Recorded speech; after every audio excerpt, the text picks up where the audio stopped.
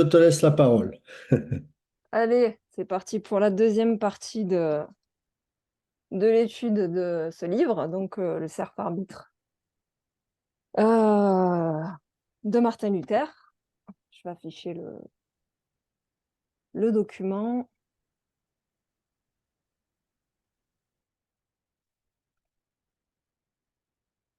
Dites-moi si c'est bon, est-ce que vous voyez l'écran? Oui, c'est bon. Oui, C'est c'est bon? parfait. Ouais, Ouais. C'est bon, c'est bon. Super. Donc, dans la première partie, on a vu le résumé, la présentation des deux auteurs qui sont donc Martin Luther et Erasme de Rotterdam. On a vu le contexte. On a vu toute la partie de la diatribe d'Erasme et on a vu la partie Luther, le préambule. Donc ce soir, on va vraiment se consacrer sur le cœur de l'argumentaire de Luther, donc qui défend le libre arbitre, qui défend pardon, le serf arbitre, qui est contre donc le libre arbitre. Donc page 11, hop là.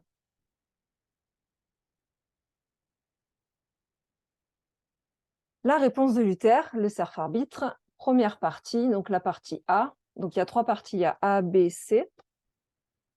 Et donc là, on est sur la première partie qui est la réfutation des arguments de Erasme. Alors, autour de la définition du libre arbitre. Selon les sophistes, alors tout ça, ce sont les mots de Luther. Hein. C'est pas moi qui ai fait des recherches, hein, c'est vraiment les mots de Luther. Autour de la définition du libre arbitre, selon les sophistes, le libre arbitre est la faculté de discerner, puis de choisir le bien si la grâce est présente, le mal si elle est absente. Mais ils sont défaillants de leur définition, car ils lui attribuent la faculté de distinguer le bien du mal. De ce fait, ils rabaissent la régénération et le renouvellement de l'esprit, et le relèguent juste au rang d'une aide étrangère et de faible puissance. Cependant, comme Augustin, il pense que le libre arbitre, par sa propre force, ne peut que faillir et ne vaut rien sinon pour pécher. Alors les pélagiens, on avait vu dans la première partie déjà une définition simpliste de ce qu'ils en ont du libre arbitre. Là, je rajoute juste que, c'est Luther qui rajoute, que les pélagiens, ils distinguent deux parties dans le libre arbitre, la faculté de discernement et la faculté de choisir. Et ils attribuent la première à la raison, donc la faculté de discernement, ils l'attribuent à la raison, et la faculté de choisir, ils l'attribuent à la volonté. Et ils font du libre arbitre une vertu purement humaine. Voilà. Et donc, on va voir, selon Erasme, ce qu'est la définition du libre arbitre. Donc ça, ce sont ses propres mots. Au demeurant, nous entendons ici par libre arbitre la force de la volonté humaine, telle que par elle, l'homme puisse s'attacher aux choses qui conduisent au salut éternel ou se détourner de celles-ci. Erasme est plus nuancé. Pour lui, la faculté de discernement est altérée, mais pas celle de choisir, ce qui dégrade sa définition même du libre arbitre et le rend boiteux. On avait vu plus haut, je ne sais pas si vous vous souvenez, la dernière fois qu'effectivement, il disait que penser et agir, c'était pas libre, et qu'il y avait seule la faculté de choisir qui était libre. Donc là, c'est la contradiction qu'on en voit de sa définition. Donc Luther pose donc la question à Erasme. Si l'on ne peut pas qualifier alors attendez, je recommence. Si l'on ne peut pas qualifier de libre un serviteur qui agit sous le pouvoir dominant d'un maître, car un homme ou un ange qui vit sous la domination plénière de Dieu est aussi esclave que celui-ci vit sous la domination plénière du diable, l'un est du bien et l'autre du mal, alors comment peut-on qualifier notre arbitrage de libre s'il est soumis à cette même personne esclave, soit de l'un, soit de l'autre? Luther parle plutôt de convertible arbitre ou mutable arbitre, car le mot libre ne convient uniquement qu'à Dieu. Ça, c'est ce qu'on avait vu aussi la dernière fois. Je ne sais pas si vous vous en souvenez. Donc, Luther va décortiquer la définition érasmienne et va s'arrêter sur le terme s'attacher. en parlant de la volonté humaine. Donc, par s'attacher, nous entendons le fait de vouloir, choisir, mépriser, approuver, repousser. Une force, donc, qui régit deux choses, la volonté et l'action. Or, la seule chose qui peut régir ces deux actions en nous, pour l'adoption du salut éternel, c'est le Saint-Esprit se mouvant avec la parole de l'Évangile reçu. En effet, en 1 Corinthiens 2,9, c'est une chose que l'œil n'a point vue, que l'oreille n'a point entendue et qui n'est point montée dans le cœur de l'homme. Une chose que Dieu a préparée pour ceux qui l'aiment. Il n'y a vraiment personne parmi les hommes, à moins d'être entièrement empli par le Saint-Esprit, qui connaissent, croient et souhaitent le salut éternel. Est-ce que je peux vous demander de m'excuser 2 secondes? Je dois faire quelque chose, je suis désolée. Je reviens. OK.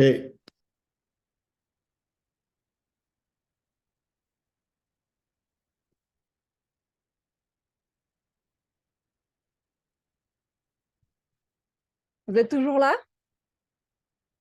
Oui, oui. Oui. On n'a pas été enlevé, c'est bon. Comment? On n'a pas été enlevé, c'est bon. Non, désolée, j'avais quelque chose d'important à faire. Alors, je continue. Donc, selon Erasme, cette volonté peut vouloir la parole et l'œuvre de Dieu et ce qu'elle engendre comme malheur dans ce monde, c'est-à-dire la croix, la mort à soi et sa propre perdition terrestre, alors que toutes ces choses sont en horreur pour la chair. Mais alors, que reste-t-il comme part au Saint-Esprit? Erasme se contredit lui-même en affirmant au début de sa diatribe que la volonté humaine est inefficace sans la grâce, et plus tard, il affirme que cette même volonté possède une force qui la rend efficace à s'attacher aux choses qui relèvent du salut. Alors, Erasme, il fabrique 3 opinions générales sur le libre arbitre, c'est-à-dire qu'il a identifié 3 opinions contraires, opposées à ses propres opinions. Alors, il juge la première d'assez probable, mais il est en désaccord avec les 2 suivantes. Alors, ces 3 opinions, ce sont, premièrement, la première est que l'homme ne peut pas vouloir le bien sans une grâce particulière, qu'il ne peut commencer ni progresser et accomplir le bien. Avec ça, il est plutôt d'accord. Ensuite, il a identifié une deuxième opinion qui dit que de prétendre que le libre arbitre ne vaut rien sinon pour pécher, que la grâce seule opère en nous le bien. Alors ça, c'est une opinion de saint Augustin. Donc, il n'est pas d'accord avec ça. Et enfin, la troisième, la plus dure pour lui, c'est le fait que le libre arbitre est un nom vide de sens, mais que c'est Dieu qui opère en nous le bien comme le mal, et que tout ce qui advient relève de la pure nécessité. Et ça, c'est l'opinion de Wycliffe et Luther. En réalité, Luther défend le fait qu'il s'agisse d'une seule et même définition, mais que comme Erasme a une définition bancale du libre arbitre, il est obligé de scinder les choses pour rendre crédibles ses opinions. Luther lui demande alors comment peut-il être d'accord avec cette première opinion, d'après sa définition principale du libre arbitre, qui donne force à la volonté humaine. Il est en réalité en train de se contredire. Sa définition est en contradiction avec ses exemples, et c'est la preuve qu'il comprend mal le sujet. L'objet qu'il définit est différent de sa définition. Il concède volontiers que l'homme, après le péché originel, a été si dépravé qu'après avoir perdu sa liberté, il est forcé d'être esclave du péché, et cela ne peut s'amender, que sans la grâce, il ne peut vouloir le bien, ce qui n'est donc rien d'autre que de ne pas pouvoir s'attacher aux choses qui appartiennent au salut éternel, comme il le propose dans sa définition principale. Donc, je ne sais pas si vous avez cerné déjà cette contradiction. En fait, il dit que l'homme est dépravé, qu'il ne peut pas sans la grâce, et après, quelque part, il dit que oui, l'homme peut par ses propres forces. Ouais. Si donc le libre arbitre est forcé d'être esclave du péché, comment peut-il avoir la force de vouloir le bien? La liberté ayant été perdue, nous sommes donc forcés d'être esclaves du péché, de le vouloir, de le choisir, de le dire et de le faire. La diatribe, en voulant défendre le libre arbitre, ne fait que le condamner en fait. Luther l'appelle donc la liberté perdue. Il donne pour exemple un homme malade qui a perdu la santé. On ne peut pas appeler santé une santé qui a été perdue et dire que cet homme est en santé. Ce mot sonnerait comme vide de sens. Il en est de même pour le libre arbitre. On ne peut pas l'appeler libre car il a été perdu. Alors, l'argumentation autour de l'ecclésiastique. Je ne sais pas si vous vous souvenez, on avait lu dans la première partie donc, ce fameux passage de l'ecclésiastique. On avait expliqué donc le livre de l'ecclésiastique, c'est un livre apocryphe qui ne figure pas dans le canon protestant qu'on connaît. Il figure uniquement dans les Bibles catholiques. Donc Luther répond à cette argumentation. Donc on va relire un passage de l'Ecclésiastique qui est 15, versets 14 à 17. Ouais, c'est ça, 14 à 17. C'est lui qui, au commencement, a fait l'homme et il l'a laissé à son conseil. Si tu le veux, tu garderas les commandements pour rester fidèle à son bon plaisir. Devant toi, il a mis le feu et l'eau. Selon ton désir, éteins la main. Devant les hommes sont la vie et la mort. À leur gré, l'une ou l'autre leur est donnée. Erasme utilise donc ce passage pour prouver que l'homme possède bien le libre arbitre. Il essaye de démontrer le fait que le verset 15 dise « Si tu le veux, tu garderas les commandements pour rester fidèle à son bon plaisir » signifie que l'homme possède un libre arbitre pour aller vers le bien. Alors voici la contre-argumentation de Luther, la réponse de Luther. Le « si tu le veux » si voluiris du verset 15 est au conditionnel, employé au subjonctif, c'est-à-dire que c'est une possibilité, une éventualité. Il n'affirme rien de réel. Par exemple, la phrase qui dit « si l'âne vole, c'est qu'il a des ailes » ne veut pas dire que les ânes possèdent réellement des ailes, mais c'est une métaphore qui exprime le fait que pour voler n'importe quelle espèce aurait besoin d'une paire d'ailes. En fait, le « si tu veux » exprime le fait que l'homme possède bien une volonté, mais sa volonté n'est pas libre. Il ne faut pas confondre la volonté libre avec la volonté dépravée et asservie par le péché. L'homme a le choix. Il a un choix entre le feu ou l'eau, la vie ou la mort. L'homme a une volonté aussi devant ce choix, mais sa volonté est captive. Cette volonté n'est pas celle de Dieu et celle de la loi de Dieu qui est bonne. Autre exemple évoqué par Erasme, c'est dans Genèse 4:7, dans lequel Dieu parle à Abel. Si tu es disposé, ne relèves-tu pas la tête? Si tu es bien disposé, pardon, ne relèves-tu pas la tête? Mais si tu n'es pas bien disposé, le péché n'est-il pas à la porte, une bête tapie qui te convoite? Pourras-tu la dominer? Donc Erasme, il en conclut que les mouvements de l'âme vers ce qui est honteux peuvent être vaincus et n'amènent pas la nécessité de pécher. Encore une contradiction de la part d'Erasme, qui plus haut, il affirme que l'homme ne peut pas vouloir le bien sans la grâce. Donc voilà, il dit que l'homme dépend de la grâce et un autre coup, il dit l'homme peut par ses propres forces.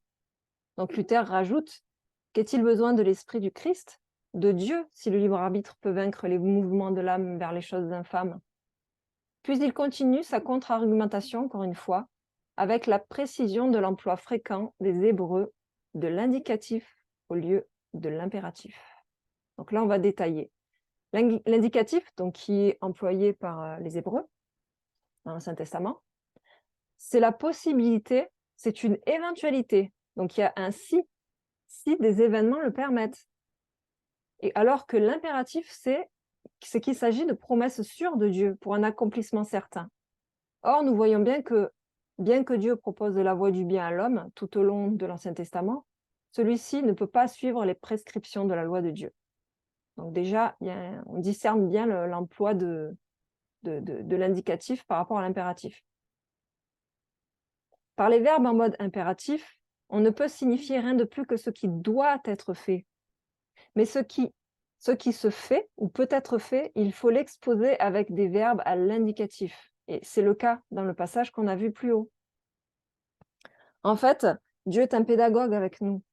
Il agit comme un père avec ses enfants, dans le sens que quand il propose à l'homme un choix entre le bien et le mal, le feu ou l'eau, la vie ou la mort, il sait pertinemment que l'homme ne sera pas capable de choisir le bien selon sa propre loi, la loi de Dieu. Et ce choix qu'il impose à l'homme est là pour prouver à l'homme qu'il choisit le mal par nature. Et ces versets de l'Ecclésiastique sont là pour prouver cela, prouver à l'homme que son orgueil l'aveugle et lui fait croire à un libre arbitre. La loi est là pour démontrer que l'homme est méchant, par nature, qu'il est pécheur, et qu'il ne peut pas lui obéir. Mais Satan, qui est le père du mensonge, assure à l'homme qu'il est libre. Alors, si vous voulez bien, on va lire cette citation numéro 9, parce qu'elle est importante. Elle est ici. Est-ce que quelqu'un veut bien lire, s'il vous plaît?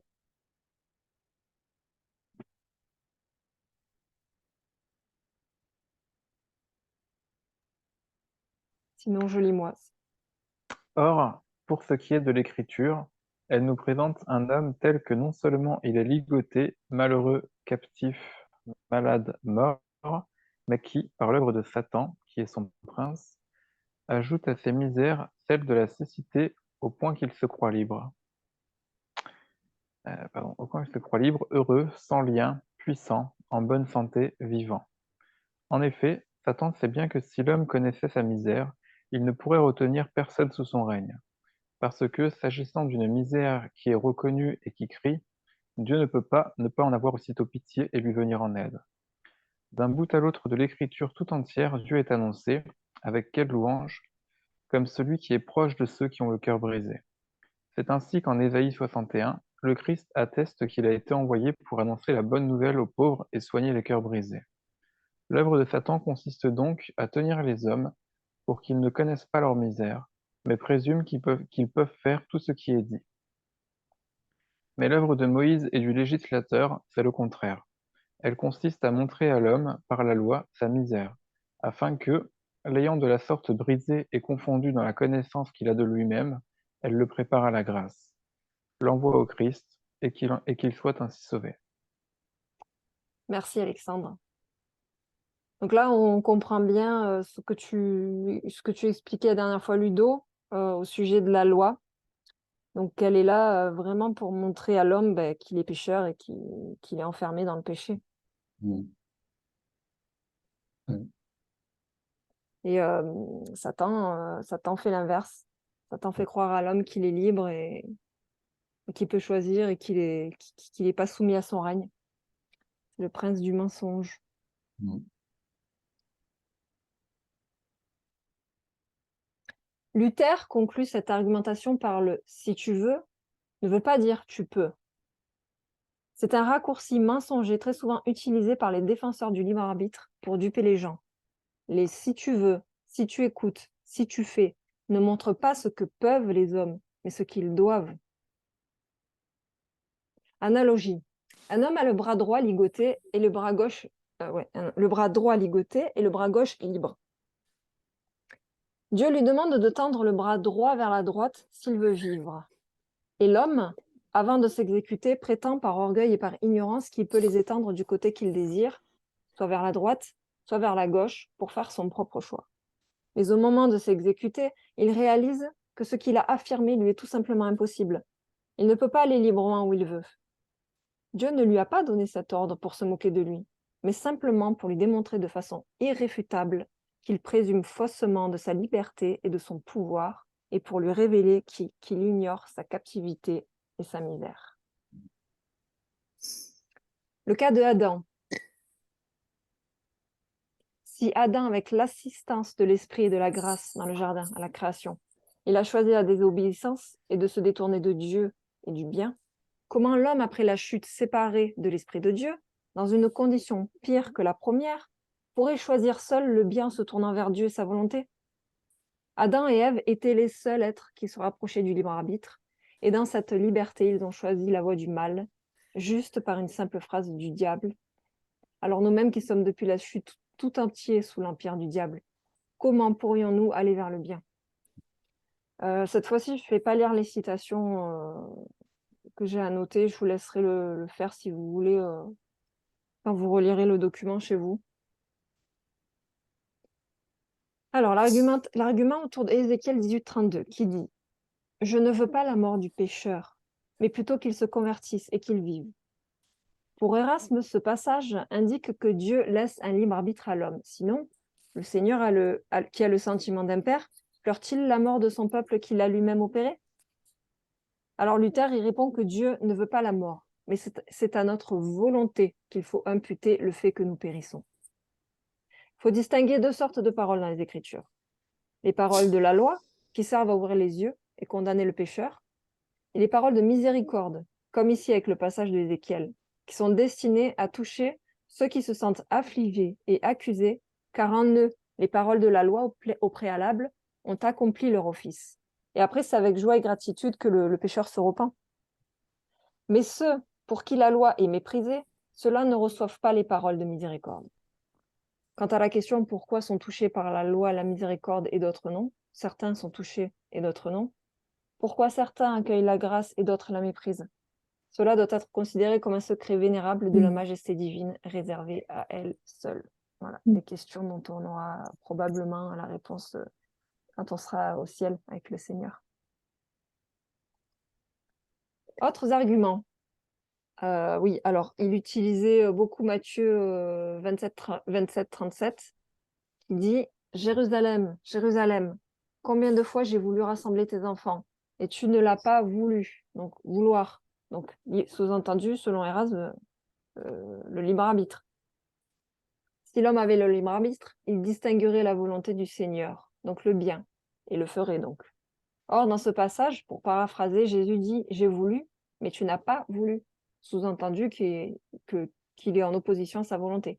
Donc, impossible de vouloir choisir le bien. Autre verbe employé au conditionnel qui exprime ce qui devrait être fait, mais ne le peut pas par le libre arbitre. Matthieu 19-17. Si tu veux entrer dans la vie, observe les commandements. La question du mérite et du salaire, selon Matthieu 5-12. Erasme voudrait récompenser les bonnes œuvres, donc les mérites, faits par les efforts purement humains et initiés par la volonté du libre arbitre, car pour lui, la récompense, donc à la fin, prouve le mérite, donc au début. Oh là, c'est compliqué. La récompense, c'est la couronne qu'on a à la fin, et le mérite, c'est ce qui initie, c'est ce qu'il y a au début. Mais Luther explique que ce salaire ne prouve pas le mérite. Dans le sens que les œuvres qui sont accomplies, qu'on accomplit, c'est pas les nôtres, mais c'est celles que Dieu nous a gratifiées par le moyen de l'Esprit, comme le dit Paul dans 1 Corinthiens 4-7, « Qu'as-tu que tu n'aies reçu ?» Ça va, Audrey? Oui, est-ce que tu m'entends maintenant? Oui, je t'entends. Ah, ok, ça marchait pas.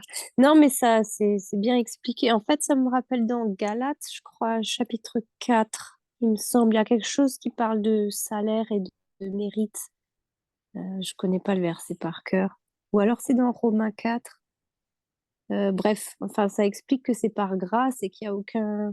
Oui, effectivement. Ouais, Je crois que ce passage, je le reprends.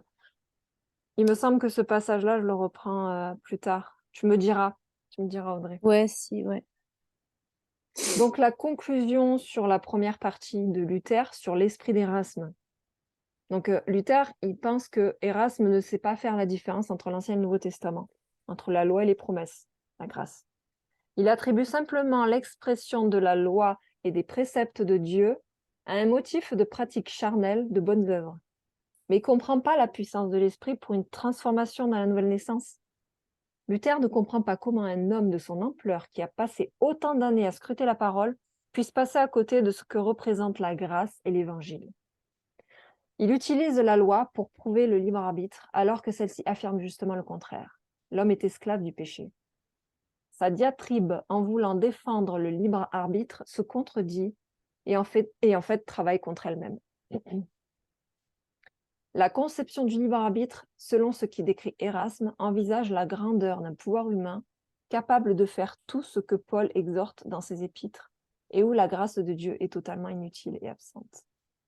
Donc je conclus par cette phrase. À partir de ce postulat, nous pouvons donc nous poser cette question. Pourquoi Christ a répandu son sang et nous a donné son esprit s'il ne sert de rien et que la nature humaine peut tout et comme elle le souhaite? Voilà, donc là, on a vu la partie A. Johanna, enfin bon, je sais pas si c'est un peu une question à côté de la plaque, mais du coup, vu que tu parles d'Ancien Testament, de Erasme qui utilise la loi pour prouver le libre arbitre. Donc, enfin, les Juifs dans l'Ancien Testament, est-ce qu'ils croient au libre arbitre? Le libre arbitre, c'est une notion qui n'existait pas en fait avant pour les Hébreux. Le libre arbitre, c'est une notion. Grec. Alors, certains disent que c'est Augustin qui l'a inventé pour justifier le mal. Moi, je suis en train d'étudier Augustin et essayer de comprendre sa pensée là actuellement. Mais c'est vrai que le libre arbitre, c'est vraiment une notion philosophique qui est née après l'ère chrétienne. Je pense pas que les Hébreux avaient une conception du libre arbitre. Je pense Non, pas. parce À confirmer. qu'il parle souvent du Dieu souverain et Mm. de, voilà, si Dieu le veut, ça n'a pas l'air de sentir le libre arbitre dans l'Ancien Testament du côté, enfin, du point de vue de la Torah des Juifs. C'est grec alors? C'est du gnosticisme ou c'est, ouais, Faudrait faudrait creuser. Enfin, creuser. ouais, l'approche qu'ont les Hébreux, qu'avaient les Hébreux. Pourtant, pourtant, il y avait la loi, tu vois. Il y avait la loi Mhm. constamment. Voilà, tu veux rajouter quelque chose, Ludo? De toute façon, on ne peut pas raisonner comme ça parce que c'est un concept philosophique. Mhm. Donc, avant la venue de Christ, enfin, sous l'Ancienne Alliance, même dans aucune civilisation, le principe de libre arbitre était connu. Euh, Toutes les religions polythéistes, de par leurs faits religieux, montraient ils savaient pertinemment qu'ils étaient esclaves. Et l'invocation des dieux allait dans ce sens-là. Donc en fait, alors, ça ne veut pas dire que tu es polythéiste, donc tu ne crois pas au libre arbitre, c'est pas ce que je veux dire, mais c'est pas des choses qui étaient dans la pensée de l'époque. C'est vraiment à partir du moment où on a commencé à réfléchir effectivement sur ce souci de savoir est-ce qu'on est libre d'agir par nous-mêmes. Mais ça, c'est typiquement... et d'ailleurs, quand tu regardes aujourd'hui, c'est ce qui définit la pensée occidentale. C'est ça, c'est ce soi-disant libre arbitre que l'homme possède, hein, avec l'humanisme, on croit en l'homme, etc. Et c'est vrai que les Grecs ont commencé à élaborer ça, alors peut-être un peu avant la venue du Messie, bien sûr, mais c'est venu progressivement. Mais du temps des Hébreux, alors ne parlons même pas sous Moïse, c'est des choses je sais même pas Mm. si ça, honnêtement. Mhm. Mhm. Mais et c'est pareil sur Augustin, enfin, quand tu lis Augustin, il n'a jamais dit que l'homme était libre. Alors, j'en parlerai tout à la fin, parce Ouais. qu'Augustin, en fait, il a énormément écrit, mais ses écrits à Augustin, ils ont énormément évolué quand il était jeune, au début Mhm. de sa marche, et à la fin. Et il a écrit plusieurs choses sur le libre arbitre, et on voit qu'au début, sa position n'est plus du tout la même après à la fin sur le libre arbitre. C'est vrai. Mais Augustin, dans sa maturité, oui, effectivement, pas du tout de libre arbitre. Après, c'est sa pensée qui a évolué. Je pense qu'il se débarrassait petit à petit de son arrière-plan euh, Manichéiste. Manichéen, ouais. manichéiste. Manichéen. Manichéen, mais il était il était très dans la philosophie et, euh, et il était très. Bon, j'en parlerai après, mais il avait aussi une pensée très philosophe qui était de tout intellectualiser, même la Bible. Oui, c'est vrai. Au début, c'est très marqué dans ses écrits. Et à la fin, ça évolue, ça devient vraiment plus spirituel, ça devient plus marqué par l'esprit. Et ouais, Augustin, c'est peut-être celui qui a le plus écrit sur le sujet. Mm. Donc voilà, fin de la première partie. On va faire la deuxième partie maintenant. Alors, je l'ai appelé les titres. C'est les titres qui sont dans le livre, hein. La défense du serf arbitre ou texte biblique contre le libre arbitre.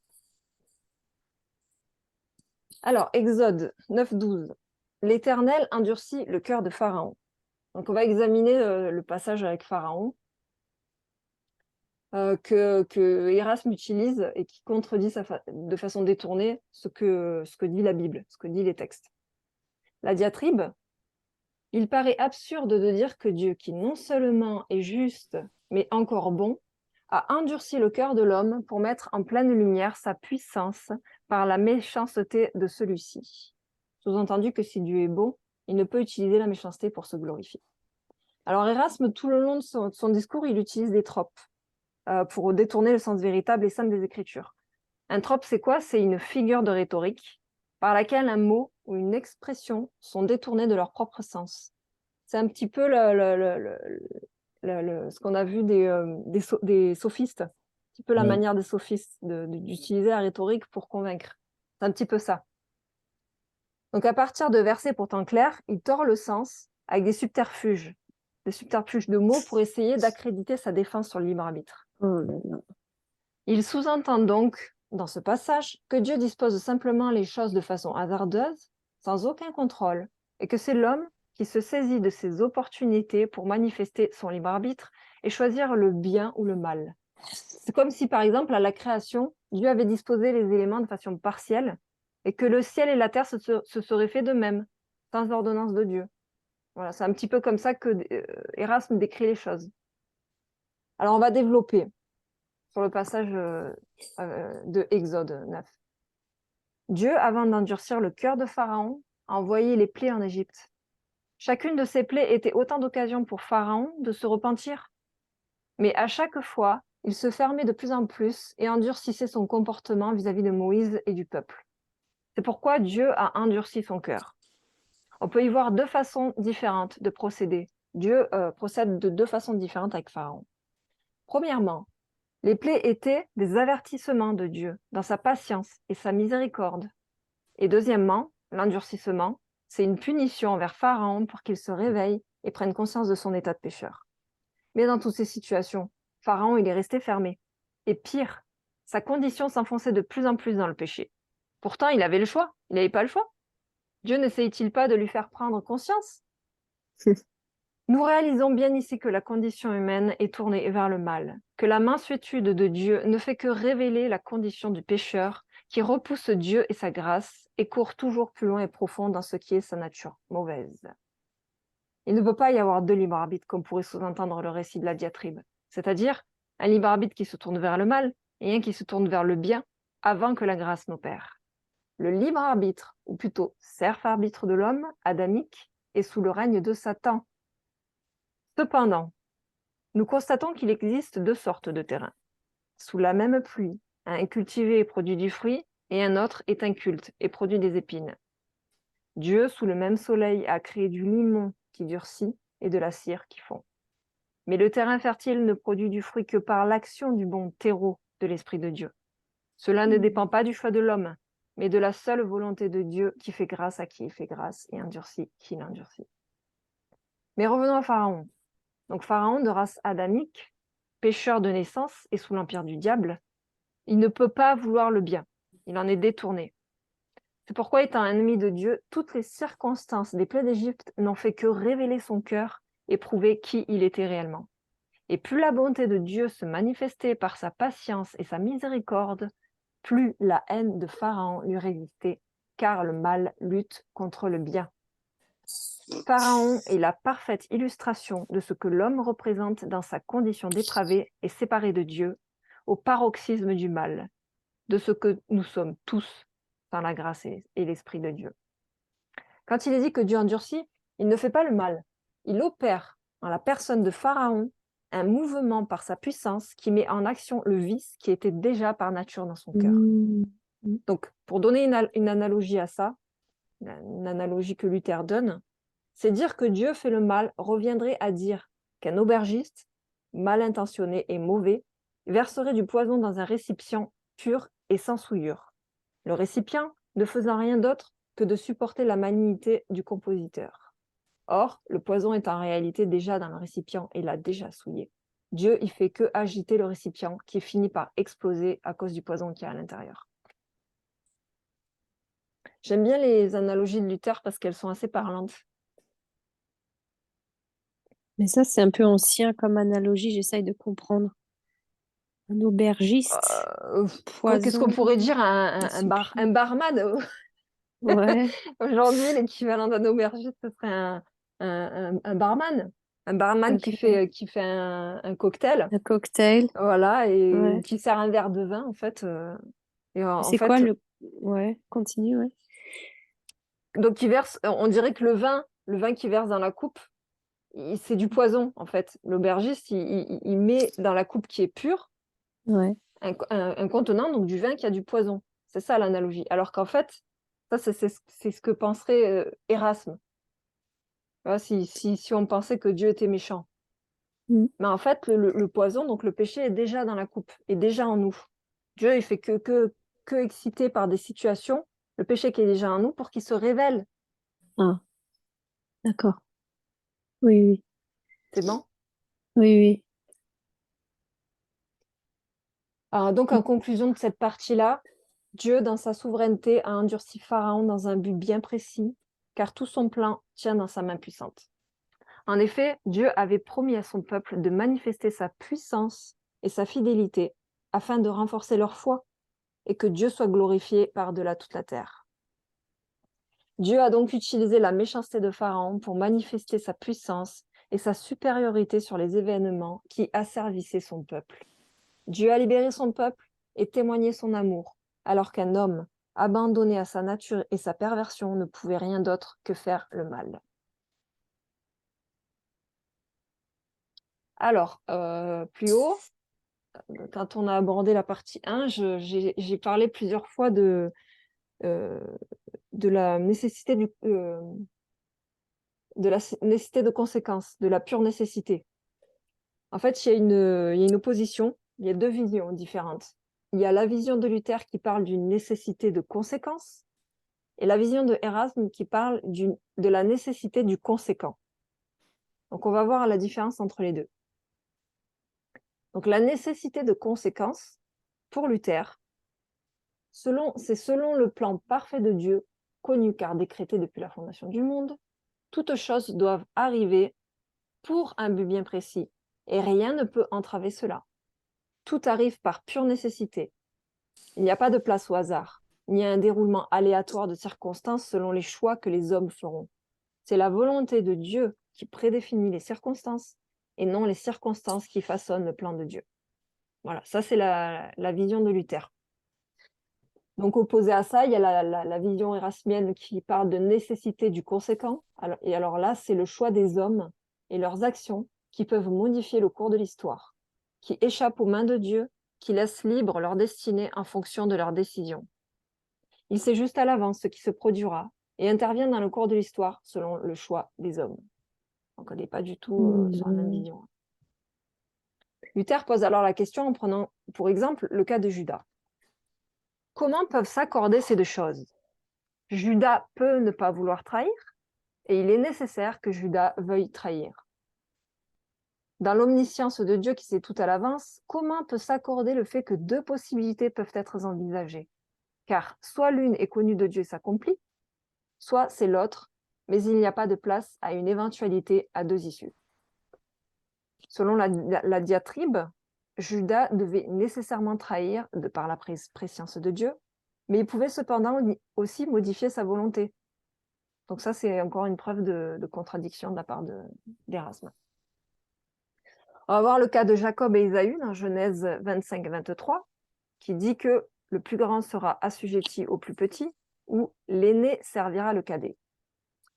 La question de la grâce ou des mérites. Quand Paul reprend ce passage dans Romains 9-11, il est clair qu'aucun mérite de libre arbitre ne peut leur revenir, car ils n'étaient pas encore nés, ils n'avaient encore rien accompli de bien ou de mal, quand ils ont été appelés par élection et prédestinés à leur devenir respectif. Donc en quoi le libre arbitre a-t-il pu aider Jacob à nuire à Ésaü, étant donné qu'ils n'étaient pas encore nés quand Dieu annonça leur destin? Autre contradiction flagrante de la diatribe. Dieu est dit haïr ceux qui vont naître, parce qu'il sait à l'avance qu'ils feront des choses dignes de haine. Et ainsi, la haine de Dieu et son amour ne font en rien obstacle au libre arbitre. Mais elle conclut de cela que les Juifs ont été à bon endroit retranchés de l'olivier par le mérite de leur incrédulité, et que les gentils ont été greffés par le mérite de la foi, et elle donne à ceux qui ont été retranchés l'espoir d'être à nouveau greffés, et à ceux qui ont été greffés la crainte d'être retranchés. Et là, ça m'a vraiment fait rire, la réponse de Luther, que je meurs si la diatribe comprenne elle-même ce qu'elle dit. Donc, Moi-même, j'ai relu plusieurs fois au ralenti la phrase en essayant de comprendre la pensée de Erasme. Donc on peut être retranché, greffé, de nouveau retranché, puis Ouais, de parce, nouveau parce greffé. qu'il y Oh a là nos là. mérites, et après, il parle deux fois. Enfin, ouais, c'est... Ça sent la perte du salut, ça aussi, hein, comme Ouais, doctrine. mais après, il parle deux fois, donc il parle de grâce. Donc, dans son cerveau est très, très compliqué à comprendre, Il avait une double personnalité, Erasme. peut-être. Il était schizophrène. Je voulais pas le dire. Voilà. Ah, donc, Donc, la dernière fois, je crois on a parlé on a eu une réflexion sur l'injustice de Dieu. On pense que Dieu est injuste. On a eu une conversation ah oui. en fin de session sur l'injustice de Dieu. Voilà, j'ai fait un paragraphe sur ce que Luther dit. Premièrement, Dieu n'aime pas comme les hommes aiment, puisque Dieu aime ou haït de façon changeante et selon les circonstances. Mais la nature éternelle de Dieu fige son amour ou sa haine éternellement. Il n'y a aucun incident ou accident ou événement soudain qui peuvent changer cela. Depuis la fondation du monde, son amour et sa haine sont, et cela avant qu'aucun choix n'ait pu être fait par l'homme, et cela casse toute forme de libre arbitre.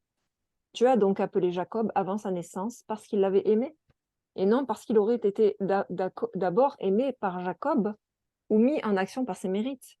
Et pareillement pour Ésaü, à qui son affliction a été infligée sans aucun mérite, mais par haine de Dieu. Et deuxièmement, donc on va prendre deux situations donc, qui paraîtraient équitables pour l'esprit humain. Donc la raison humaine est satisfaite quand Dieu donne sa grâce aux immérités, c'est-à-dire quand Dieu pardonne, mais elle l'accuse d'être injuste quand il punit et damne ceux qui ne le mériteraient pas. Donc dans la premier cas de figure, Dieu donne sa grâce aux immérités, la chair est d'accord, et quand Dieu punit, la chair est pas d'accord. Dans ces deux exemples de situation, l'homme ne mérite ni l'un ni l'autre, selon la pensée charnelle. Hein. Mais pourtant, l'homme louera le premier cas et rejettera le second. Alors qu'en fait, nous savons que l'homme mérite la condamnation et ne mérite aucunement la grâce. Nous sommes là en réalité dans la vraie justice de Dieu, que l'homme considère comme injuste et ne peut supporter s'il ne supporte déjà pas le premier cas de figure. La pensée de l'homme réagit de façon contraire à la justice de Dieu. L'homme, contrairement à Dieu, juge dans sa chair, selon son avantage et non selon la justice divine.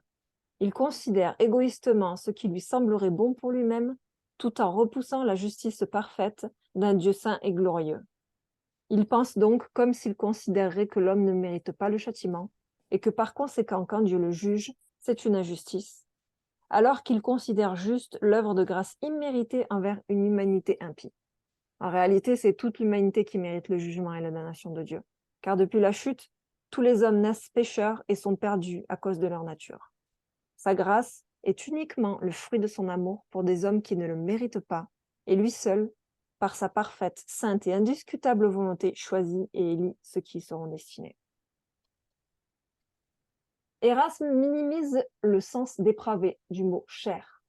Donc pour lui, ce mot, donc dépravé, non, c'est le mot chair, pardon, il ne veut pas dire disposition impie, mais c'est juste une faiblesse. Il minimise le passage de Genèse 6.3, quand Dieu dit que son esprit ne restera pas à toujours dans l'homme, car l'homme n'est que chair. D'abord, il dit que Dieu ne s'adresse pas à toute l'humanité, mais uniquement aux hommes de cette époque-là. Ensuite, il dit qu'en hébreu, ce verset rend un son plus clément que sévère quand Dieu considère l'état charnel de l'homme. Il minimise donc l'état complètement dépravé humain. Il en fait un être pas totalement pécheur, duquel on peut y trouver certaines choses bonnes. Alors ça plaît pas à Luther. Hein. Donc Luther, il utilise le verset de 1 Corinthiens 3.3.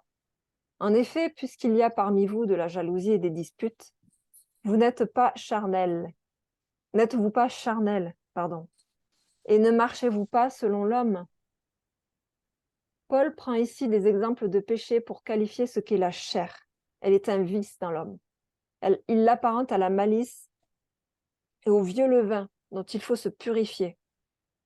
Il n'y a rien de bon dans la chair. Elle est ennemie de Dieu et ne peut que pécher. Christ le dit lui-même en Jean 3. Ce qui est né de la chair est chair et ce qui est né de l'esprit est esprit. Juste après avoir expliqué que le royaume de Dieu est réservé à ceux qui naissent de l'esprit. C'est la nouvelle naissance par l'esprit de Dieu qui change la condition humaine pour ouvrir sa volonté à la volonté de Dieu et donc au bien. Partout dans l'Écriture, quand il est question de la chair, c'est toujours par antithèse à l'esprit. La chair est contraire à l'esprit. Cependant, en hébreu, il n'existe qu'un seul mot pour le mot chair, alors qu'en français et en latin, il existe deux mots, chair et corps. Et Erasme se joue de cela pour l'employer tantôt l'un quand ça lui convient et tantôt l'autre pour appuyer sa défense du libre arbitre. Genèse 8, 21. Les pensées du cœur de l'homme sont mauvaises dès sa jeunesse. Genèse 6, 5. L'Éternel vit que la méchanceté des hommes était grande sur la terre et que toutes les pensées de leur cœur se portaient chaque jour uniquement vers le mal. Ces deux versets-là se suivent à eux-mêmes, sans aucune autre explication pour prouver la dépravation de l'homme. Partout, Erasme trouve toujours des circonstances atténuantes pour lui donner un peu plus de mérite et de bonté. Il traduit de la sorte indirectement ces deux versets de la manière suivante. Le penchant vers le mal, qui se trouve chez la plupart des hommes, ne supprime pas totalement le libre arbitre. Pourtant, Dieu, quand il donne sa promesse après le déluge, ne parle-t-il pas de ne plus faire venir le déluge à cause de l'homme? Donc, il parle de toute la race humaine, ceux qui ont été et ceux qui seront après ce déluge, donc toute l'humanité réunie. Ainsi également en Genèse 5, Dieu ne dit pas que les pensées de l'homme sont parfois ou peuvent être, ou quand l'homme le choisit, mais Dieu dit uniquement vers le mal. Ésaïe 40, 6 à 8. Toute chair est comme l'herbe et tout son éclat comme la fleur des champs. L'herbe sèche, la fleur tombe, quand le vent de l'Éternel souffle dessus. Certainement, le peuple est comme l'herbe. L'herbe sèche, la fleur tombe, mais la parole de Dieu subsiste éternellement. Le mot peuple rassemble toutes les conditions humaines sur terre, les pauvres, les riches, les nobles, les paysans, les sages, les rebelles, les justes, les misérables, les intellectuels, les savants. Toute chair humaine qui tire sa propre gloire, son éclat, de ses propres mérites, de sa propre intelligence, de sa propre raison, de son propre jugement, ou encore tout ce qu'il peut trouver éminent chez lui, ne vaut absolument rien et fane pour mourir. Parce que l'homme cherche sa propre gloire, il ne peut rechercher celle de Dieu. Tout ce qui est chair est donc impie, sous la colère de Dieu et étranger au royaume de Dieu, et donc à l'esprit de Dieu. La chair est donc soumise au royaume de Satan, puisqu'il n'y a pas d'intermédiaire entre ces deux royaumes. Ainsi donc, si le Christ, qui est l'anneau de Dieu, ôte le péché du monde, il s'ensuit que le monde entier est sous l'emprise du péché. Erasme use encore ici de l'autorité des anciens, qui ont défendu avant lui les choses qu'il défend en faveur du libre arbitre. Donc il cite que ce sont des semences honnêtes qui ont été semées dans l'esprit humain, selon lui. C'est pourquoi Luther l'accuse de croire plus dans la parole des hommes qu'en l'autorité de la parole de Dieu. Son degré de confiance en l'homme semble être au-dessus de Dieu lui-même.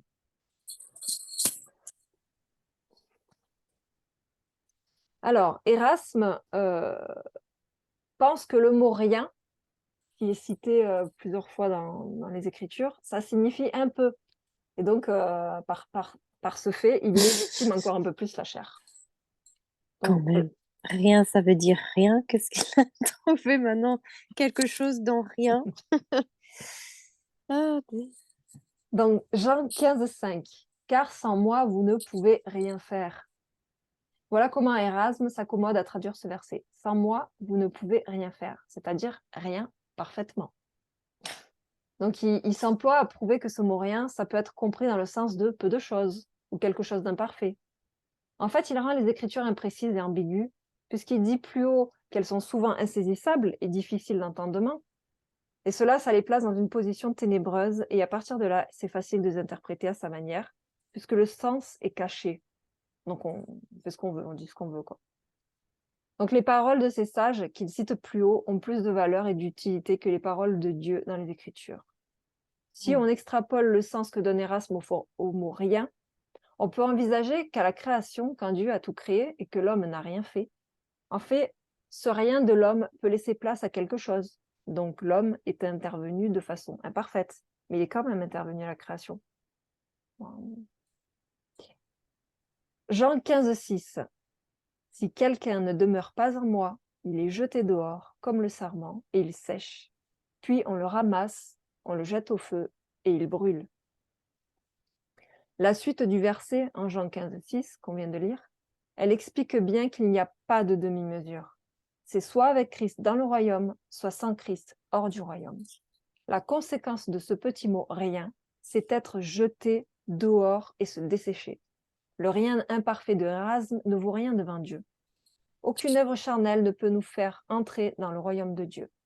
Être jeté dehors, c'est être soumis au règne de Satan, qui est le prince de ce monde, puissant et habile, qui lutte de toutes ses forces contre Dieu.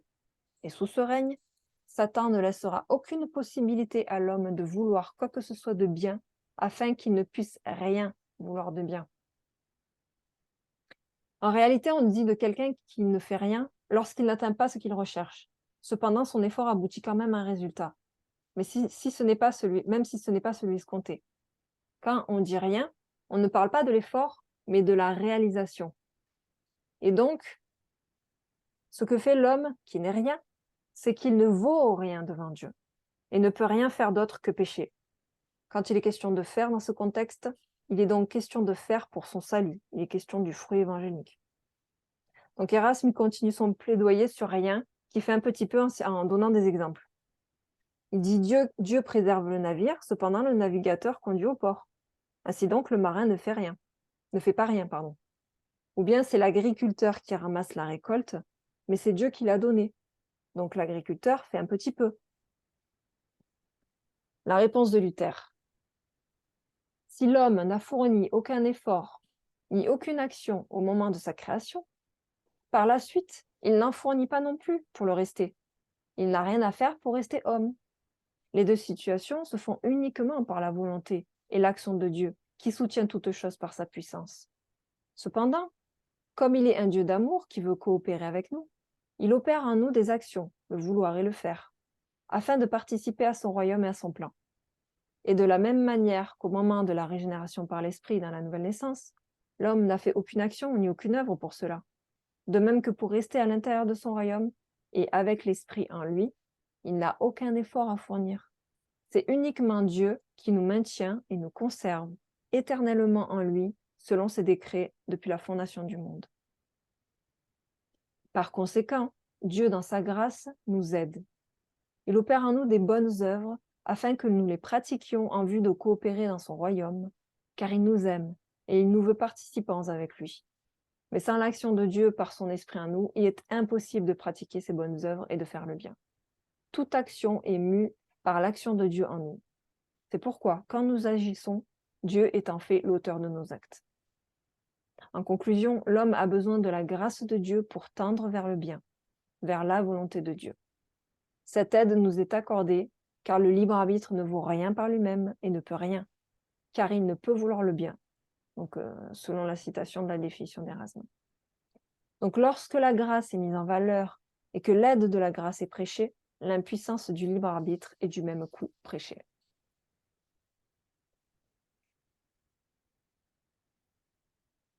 Est-ce que ça va? La- comment dirais-je? Euh, je cherche la phrase, mais bon, c'est pas grave, je vais exprimer l'idée. Euh, si on prêche la grâce, on peut pas croire au libre arbitre, c'est impossible, c'est incompatible. La grâce ne peut pas intégrer le libre choix de l'homme, c'est impossible. Sinon, c'est plus la grâce.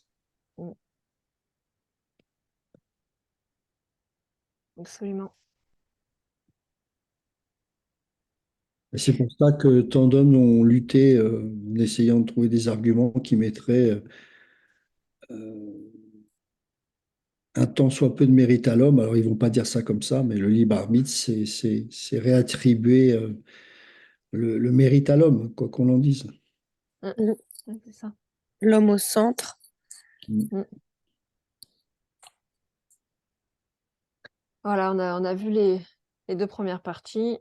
La troisième partie, en fait, je je vais pas tout lire parce qu'elle concerne, Luther a tiré, du Nouveau Testament, des textes de Paul et des textes de Jean contre le libre arbitre. Il y a 6 pages, donc je vais pas tout lire, parce que ça va faire beaucoup. Mais voilà, encore une fois, je vous laisserai relire ces passages qui sont vraiment très intéressants, parce que vraiment, voilà, ils utilisent les mots de Paul et de Jean. Mais on va en lire juste quelques-uns, donc c'est ceux que j'ai surlignés en vert. La première partie de la section C, c'est sur les textes tirés de Paul. Donc là, c'est sur la culpabilité universelle de l'humanité qui implique celle du libre arbitre. Donc la culpabilité de l'humanité, elle implique la culpabilité du libre arbitre. Romains 3, 9 à 12. Car nous avons déjà prouvé que tous, juifs et grecs, sont tous sous l'empire du péché, selon qu'il est écrit, il n'y a point de juste, pas même un seul. Nul n'est intelligent, nul ne cherche Dieu. Tous sont égarés, tous sont pervertis. Il n'en est aucun qui fasse le bien, pas même un seul. Voilà, ça déjà, c'est parlant. Psaume 14, 2 à 3. L'Éternel, du haut des cieux, regarde les fils de l'homme pour voir s'il y a quelqu'un qui soit intelligent, qui cherche Dieu. Mais tous sont égarés, tous sont pervertis. Il n'en est aucun qui fasse le bien, pas même un seul. Toute l'humanité est enfermée dans le péché. Et Romains 10, 3. Ne connaissant pas la justice de Dieu et cherchant à établir leur propre justice, ils ne sont pas soumis à la justice de Dieu. Ils ne sont pas soumis à la justice de Dieu. Et par conséquent, leur libre arbitre ne peut vouloir le bien. Je pense qu'on va s'arrêter là pour la défense du serf arbitre de Luther, parce qu'après, ça fera beaucoup. Et c'est vrai que j'ai beaucoup écrit. Donc, je vais arrêter ici. Cette partie-là, si vous voulez, je vous laisserai la lire chez vous. Mais c'est une partie qui est vraiment très intéressante parce que vraiment, c'est la Bible elle-même qui parle. On va passer directement à la conclusion, si vous voulez bien. Donc, pour conclure toute cette partie luthérienne, donc Luther a fait sa propre conclusion, une conclusion assez courte, dont voici le résumé que j'en ai fait. Donc, par assertion, Luther affirme que nous avons un grand Dieu qui, dans son omniscience et omnipotence, organise toute chose à l'avance par nécessité. Aucune volonté humaine, fragile, ne peut empêcher ce que Dieu a décrété dans sa souveraineté, ni l'influencer. Rien ne peut se produire si Dieu le veut lui-même, et de ce fait, il ne peut y avoir aucun libre arbitre. Pareillement sous l'emprisonnement du royaume de Satan. L'homme est lié et ne peut pas être libre dans sa volonté, mais uniquement dans la volonté malsaine de Satan, sous le règne du péché. Le libre arbitre est également nul. Si l'homme racheté et pourvu de l'Esprit de Dieu lutte encore dans sa chair pour atteindre le bien, cela à cause de la conséquence catastrophique de la chute et du péché, alors à combien plus forte raison l'homme dépourvu de l'Esprit ne trouvera en lui rien qui puisse se tourner vers le bien, mais uniquement la voie du mal. Si les Juifs, qui recherchaient la justice, donc le bien, avec la loi, se sont jetés dans la justice, et si les Grecs qui recherchaient l'impiété, donc le mal, sont parvenus gratuitement à la justice, preuve en est que sans la grâce, l'homme ne peut rien vouloir qui plaise à Dieu. Si nous reconnaissons que Christ a racheté les hommes par son sang, nous sommes forcés de constater que c'est l'homme tout entier qui l'a racheté, et pas seulement une partie impure, dissociée d'une partie qui aurait bien et mérite en elle pour le salut. Sinon, nous concevons un Christ rédempteur superflu, et cela est un blasphème et un sacrilège. Voilà, et donc moi, j'ai fait ma propre conclusion sur tout ce que j'en ai retenu donc de cette opposition, de ces deux visions-là. Donc deux mondes et deux visions de la compréhension de l'Évangile se sont affrontés là. Premièrement, un monde dans lequel il y a encore trop d'optimisme et d'espoir fondé sur les capacités humaines pour les choses spirituelles et l'accès au ciel. Un monde dans lequel l'homme conserve une certaine forme de souveraineté sur son salut et qui fait de la grâce de Dieu un mérite partagé avec celui de l'homme qui n'a pas tout à fait plié le genou de l'humilité devant le trône de Dieu qui lui résiste. Puis deuxièmement, un monde dans lequel tous les regards et la compréhension sont tournés sur le sacrifice parfait de Christ, venu sauver un homme complètement perdu et incapable dans toutes ses parties qui le composent. Un monde dans lequel l'accès au ciel est soudé sur le socle indestructible de la grâce, que Dieu seul décide d'accorder dans son amour et selon l'unique conseil de sa volonté. Un monde dans lequel l'homme est complètement déshabillé de tout mérite, de toute volonté et de toute capacité à pouvoir se saisir lui-même de la volonté de Dieu pour faire le bien et se justifier pour pouvoir passer la porte d'entrée glorieuse du ciel. Il est selon moi primordial pour avoir une vie de marche mature et en paix dans la foi et pour une relation saine avec notre Seigneur Dieu dans la compréhension de son amour et de son plan, de s'approprier le fait que ce libre arbitre n'existe pas, ou du moins de façon partielle et uniquement après la régénération par l'Esprit de Dieu. En effet, si avant la conversion, l'homme est complètement esclave de Satan et ennemi de Dieu pour fuir sa volonté, c'est seulement après la nouvelle naissance qu'il pourra faire des choix, grâce à un esprit régénéré pour plaire à Dieu et accomplir sa volonté, bien que luttant constamment dans son corps charnel entre la vie de l'esprit et les pulsions de la chair. Mais une nouvelle voie est ouverte et permet à la volonté humaine de faire le choix d'obéir à Dieu. C'est en effet de cette compréhension que découlera beaucoup de conséquences dans notre vie d'enfant de Dieu. De plus, comment avoir une paix surnaturelle si en nous-mêmes, nous fondons quelques espoirs sur l'accès et la conservation de notre salut dans nos propres forces?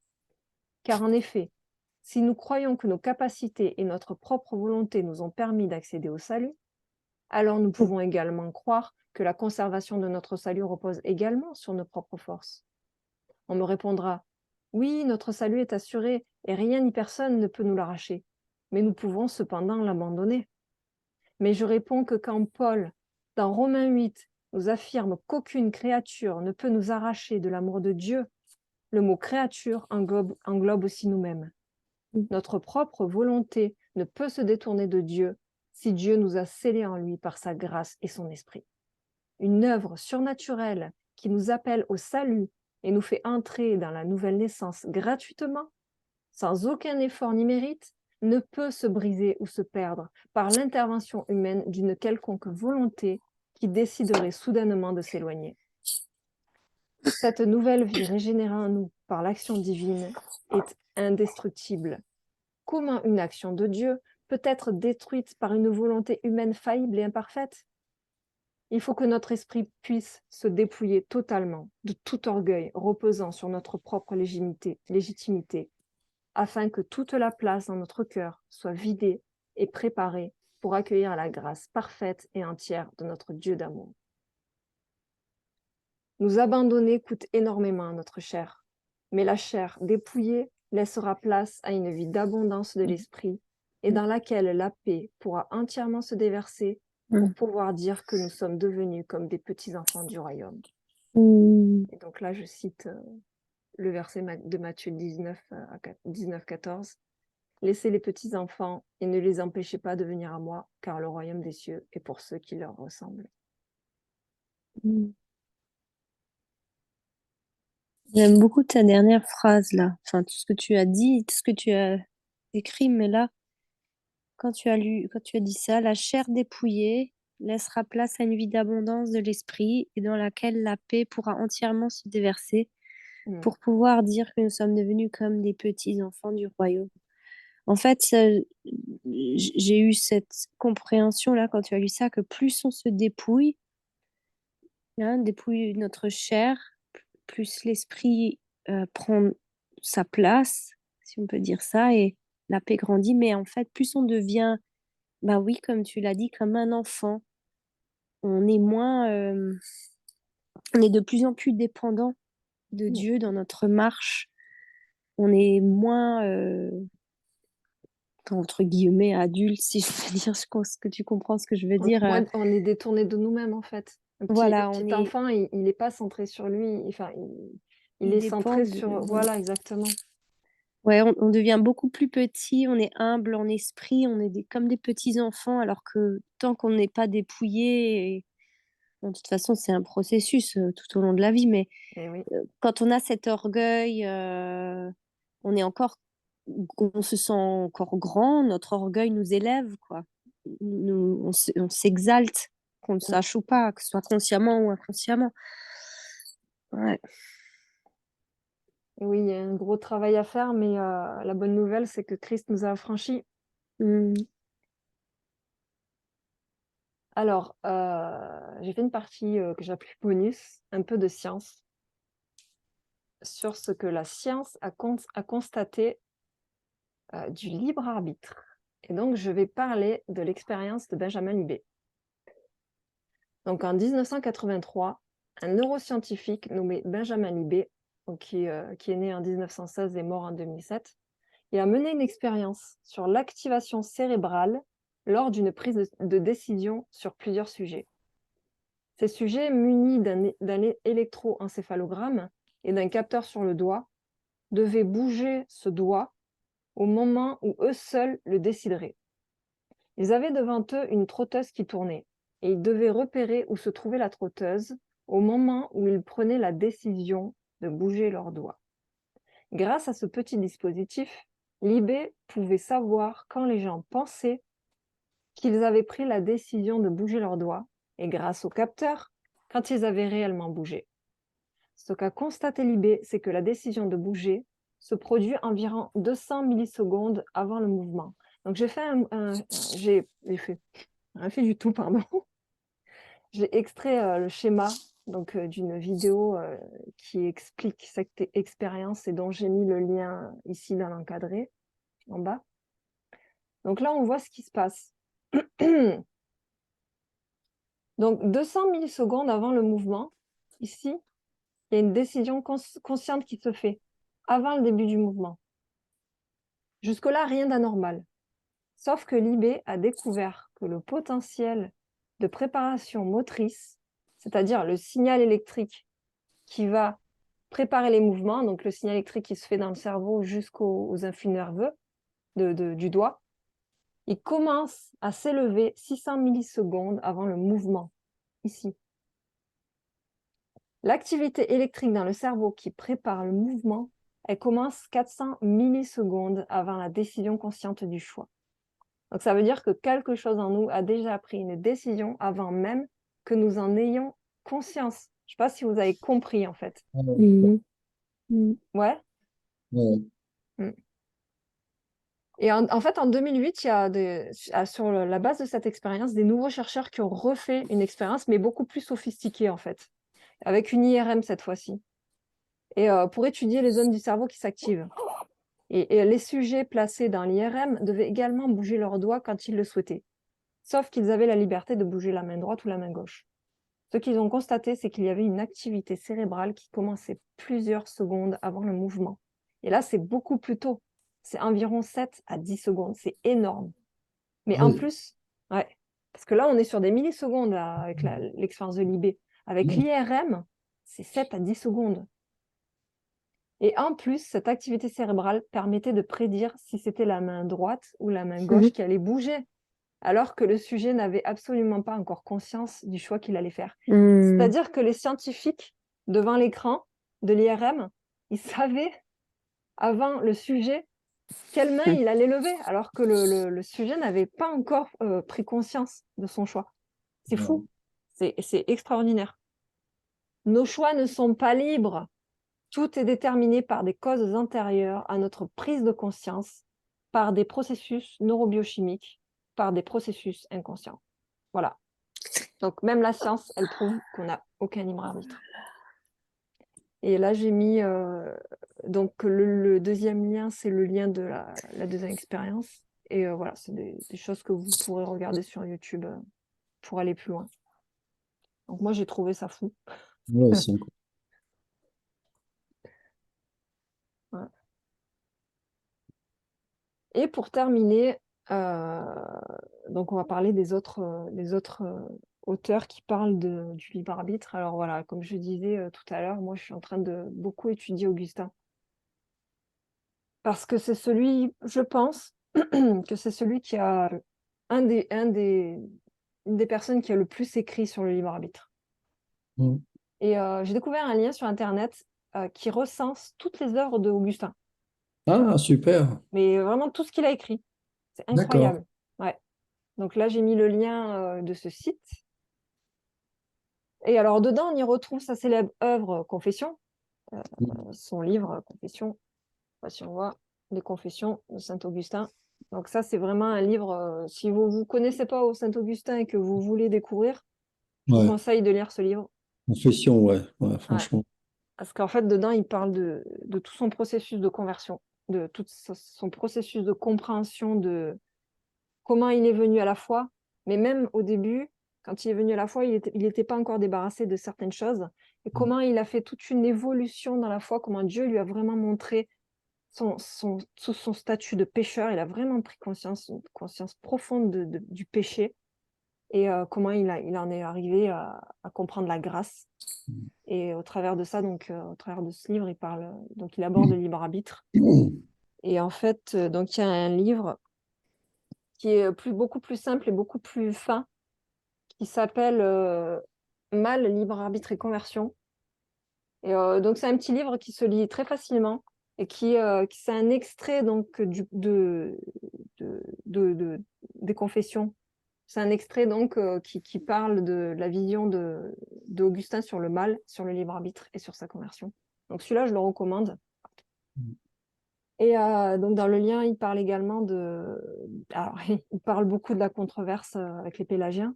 Et plus précisément, il y a un passage sur la réfutation de Pélage. Donc si vous vous intéressez à vraiment ce que les pélagiens disaient et comment Augustin a réfuté ça, donc c'est à la même image de ce qu'on vient de faire en fait avec Erasme et Luther. C'est deux oppositions, donc deux argumentations. Là, on est vraiment dans les extrêmes avec Pélage, mais c'est intéressant parce que ça nous fait vraiment comprendre certains mécanismes de pensée qui existent encore aujourd'hui. Donc voilà, c'est à lire. Une partie où il parle de la grâce et du libre arbitre, et une partie où il parle de la prédestination des saints.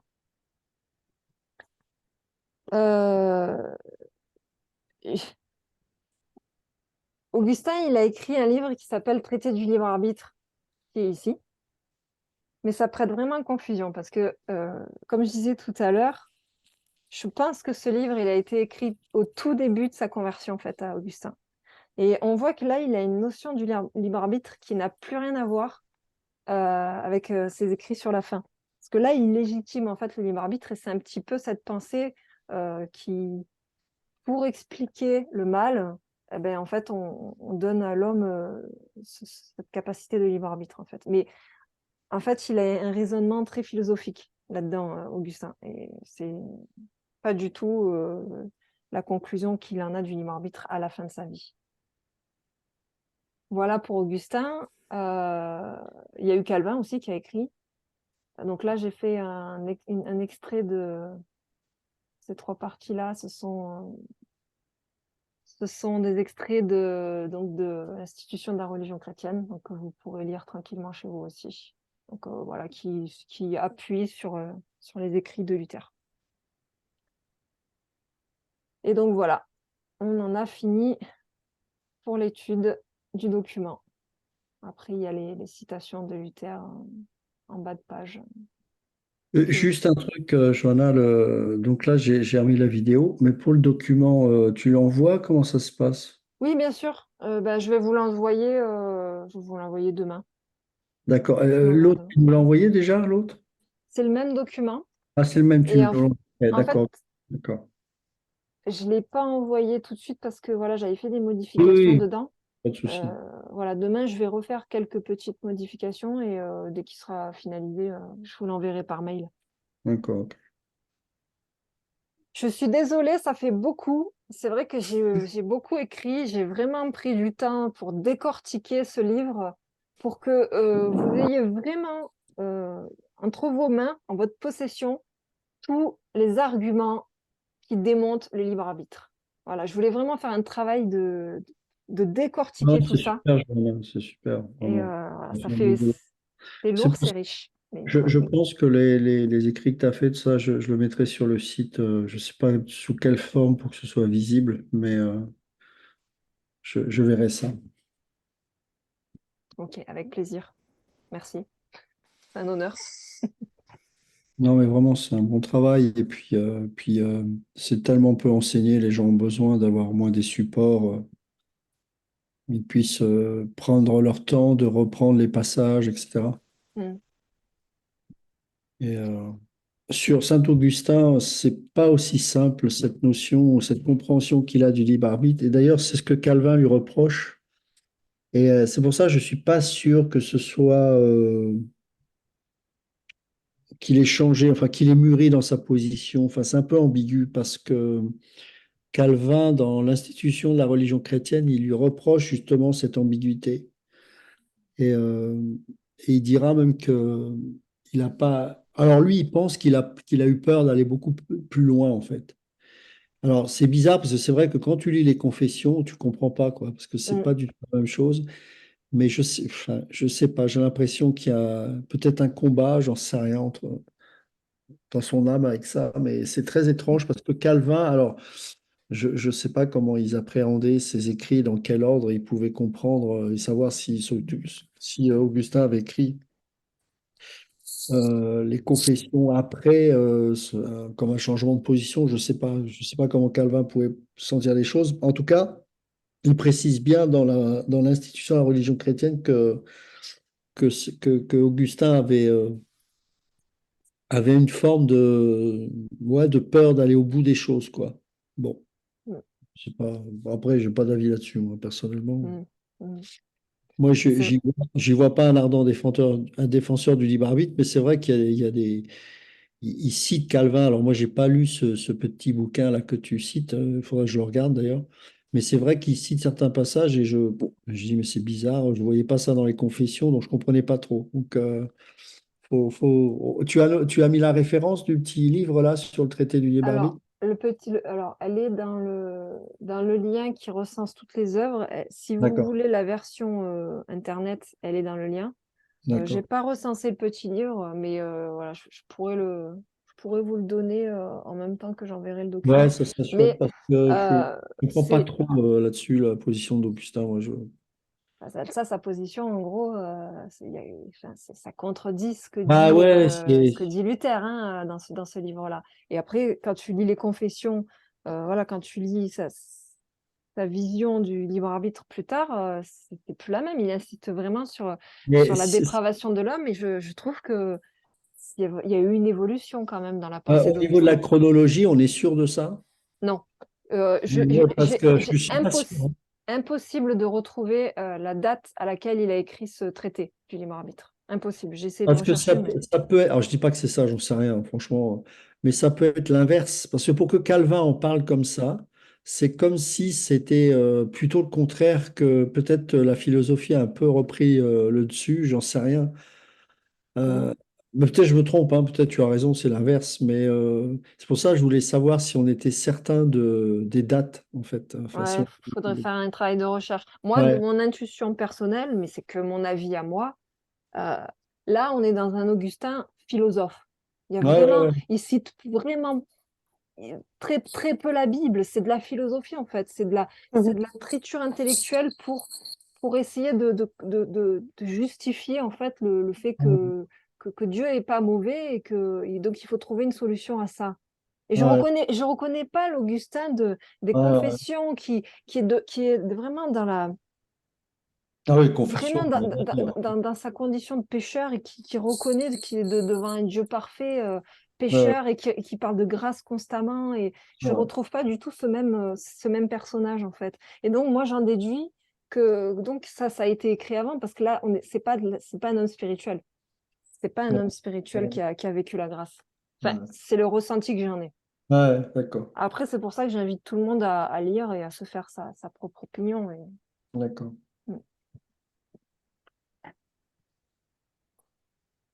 Voilà, je sais pas s'il y a J'ai des... beaucoup de mal avec la citadelle de Dieu parce que j'ai une très mauvaise traduction et franchement, c'est lourd. C'est compliqué, effectivement. Ouais. Moi, j'ai une traduction à l'ancienne aussi. Citadelle ou la cité? Ah, la Tu veux cité, dire pardon. cité de Mais, Dieu? ouais, j'ai du mal, hein, franchement. Alors après, c'est un peu compréhensible parce qu'il détruit, alors c'est très bien, mais c'est vrai qu'on ne se sent pas trop concerné. Il détruit tout le L'Empire romain et tout ça, non? Non, C'est non, contre... c'est surtout, il dénonce les demi-dieux, Oui. Mm. la mythe, enfin, grec et romain, c'est les mêmes de toute façon. Mais donc, il passe la moitié du livre, c'est ça, c'est un peu lourd. Alors après, par contre, c'est bien parce qu'il contre-argumente, intellectuellement, c'est remarquable. Mais comme j'ai une version qui est hyper mal traduite, avec des fautes, j'aimerais bien trouver un livre un petit peu mieux écrit, quoi, de ça, une traduction meilleure. Je sais pas. Bon, faut que je regarde. Mais les confessions, tu peux acheter ça parce que c'est dans toutes les bonnes librairies. Il y a que des bonnes traductions, donc et c'est facile à lire. Enfin, je trouve. Et il est pas cher, hein. Il est vraiment Ouais, pas c'est pas cher. cher. Non, moi, je l'ai en espèce de livre de poche, là, c'est super. Le Mm. passage où il explique la notion du temps, c'est incroyable. Oui, Non, mais c'est incroyable. mm. Il avait quand même une intelligence exceptionnelle, hein. Exactement. Il avait une tournure, il avait une Oh, profondeur d'esprit. oh. Il passait son temps à cogiter, hein. Ah ouais, Il avait une... ouais, c'est magnifique. En tout cas, ce qui est bien avec Luther, c'est qu'il a une pensée, comme beaucoup d'Allemands, très, très claire, très simple, mais pas dans le sens péjoratif du terme, mais très simple dans le sens où voilà, c'est clair en fait. Je reconnais que Calvin, c'est un peu plus complexe, même si j'aime beaucoup, mais c'est vrai que quand tu lis, quand tu nous lis les passages de Luther sur le libre arbitre, c'est quand même beaucoup plus accessible, faut le reconnaître. Mm. Mm. Après, ça a été traduit de manière à ce que ce soit bien accessible aussi. Il faudrait lire peut-être d'autres traductions, peut-être Je sais que pas. ça Je sais dépend. pas parce que l'institution de la religion chrétienne, bon, ok, c'est des profs de la Sorbonne qu'on traduit, mais c'est quand même bien. Moi, je trouve que c'est bien, hein, c'est bien écrit, hein. Ouais, Mais non, je pense qu'il a une pensée plus complexe, hein. De toute oui. façon, son modèle, c'est Saint-Augustin, on le sait, hein, et donc, Mm, c'est aussi à la limite de la philo parfois, hein, Calvin. mm. Ce que j'aime aussi d'ailleurs, hein, mais c'est vrai que Luther, franchement, c'est. Peut-être qu'on l'a un peu minimisé, on l'a pris plus pour le premier réformateur pur et dur, et puis après tout ce qui était théologique, aller voir Calvin. Je trouve que c'est dommage parce que franchement, il, il y a beaucoup de gens peut-être qui accepteraient plus facilement cette notion du serf-arbitre s'ils lisaient que Luther, Mm. parce que c'est quand même assez clair. Et j'ai lu ou j'ai entendu quelque part qu'apparemment Luther aurait dit que son œuvre sur le cerf-arbitre, il considérait que c'était une des plus importantes de sa vie, ces écrits-là. Non, ça ne m'étonne pas, ouais, mais c'est sûr. Mm. Pourtant, il écrit pas mal, hein, Luther, hein. Ouais, Il ouais, écrit ouais, beaucoup, hein. Puis ouais, bon, ouais, ouais, voilà, sur tous les sujets. c'est vrai. Mm. Mais je trouve que ouais, c'est très intéressant à lire. C'est, comme tu dis, c'est clair. Ah oui, C'est, c'est clair. on prend les versets et voilà, on n'essaye pas par des chemins détournés de leur faire dire quoi que ce soit, quoi. C'est la parole, il exprime bien la parole Ouais, dans sa ouais. clarté. C'est vrai. C'est vrai. Bon, bah super, hein. Voilà. Mhm.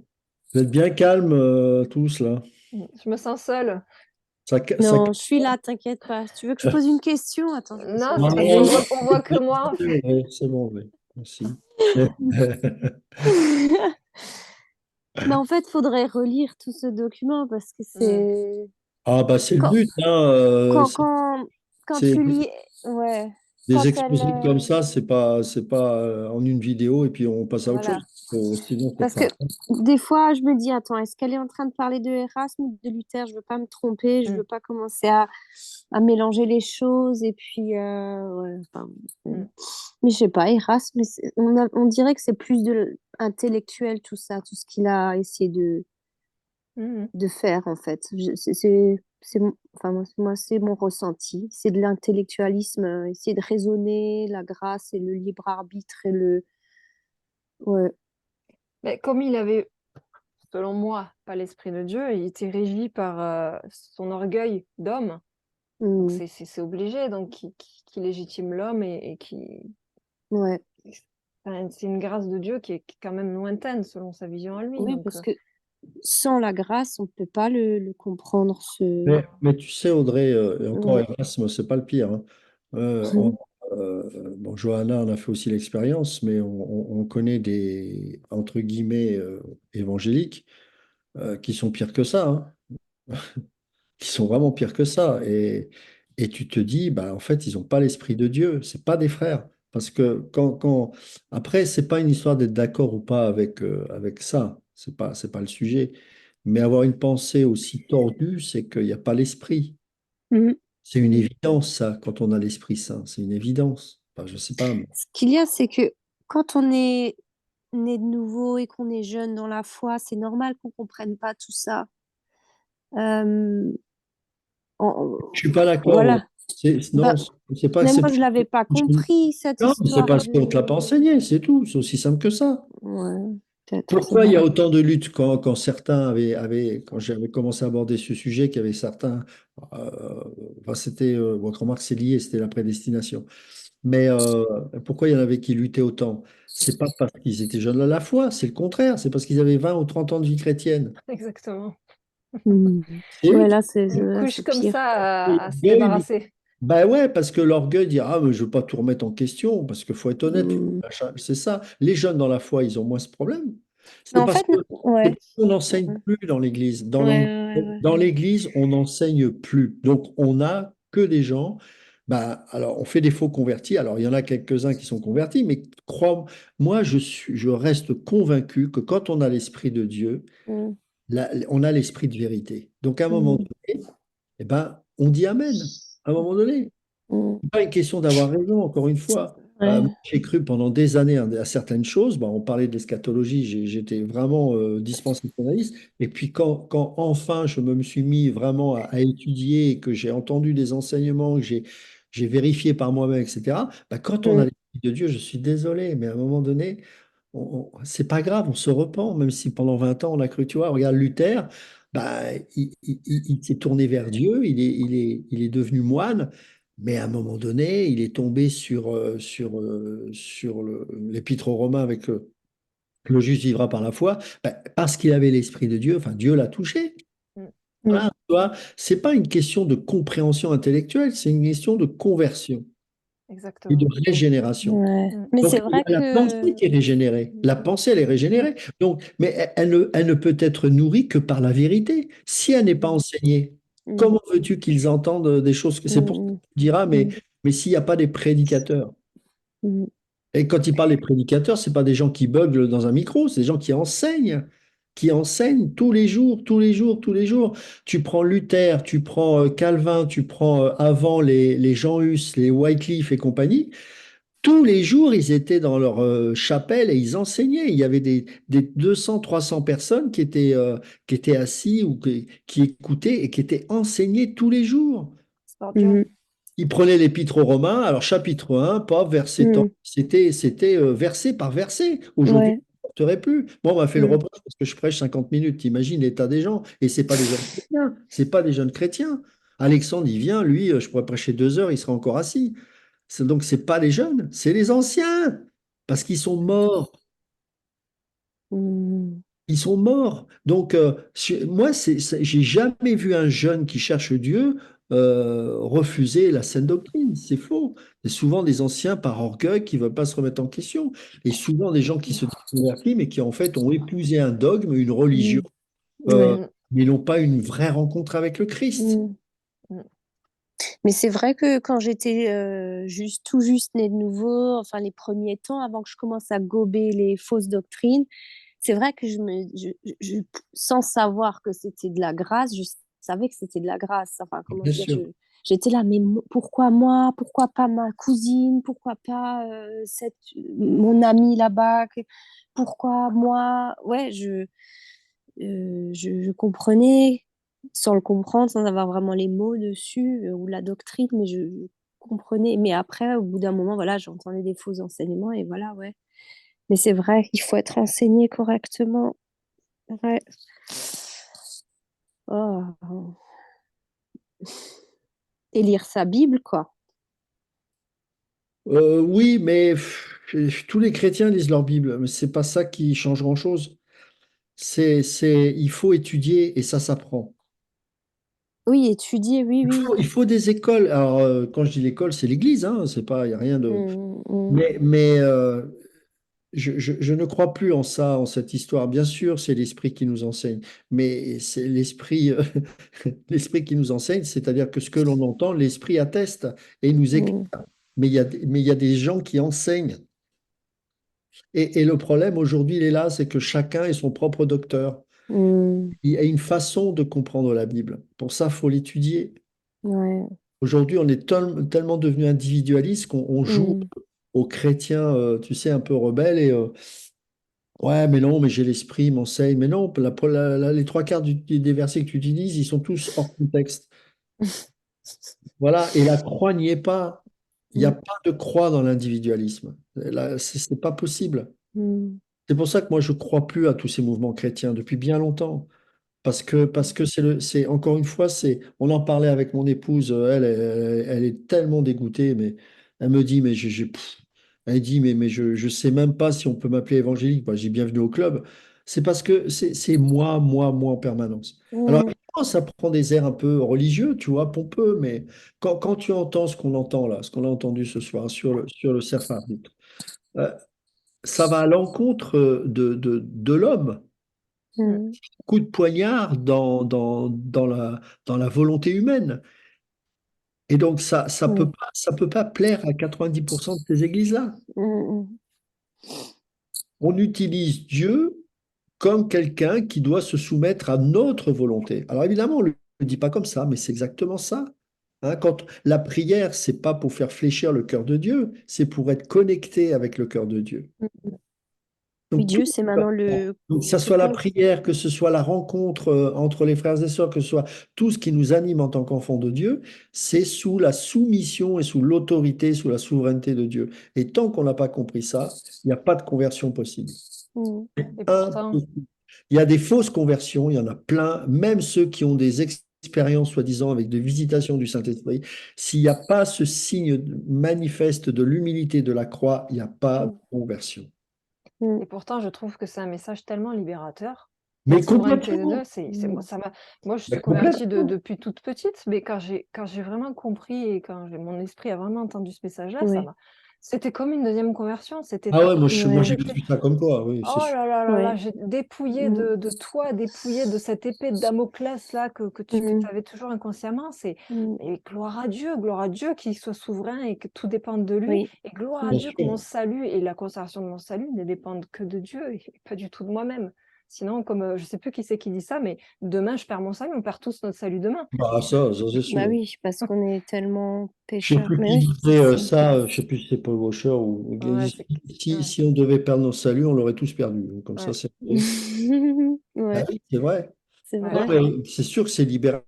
Moi, je me rappelle à la grâce, quand la première fois que j'avais entendu ça, j'ai dit, mais c'est tout, peu de temps après, j'ai quitté mon ancienne église et pourtant j'y étais Mm, attaché parce que c'est des gens qui m'ont amené à la foi et tout, mais parce que j'ai dit, mais ça me libère de tellement de poids. mm, Effectivement, c'est comme une deuxième nouvelle ouais, naissance, c'est sûr. ouais, ouais. Je peux Et tester, en même temps, ce qui témoigner fait de que, ça. et avec le temps, ça ne s'arrange pas.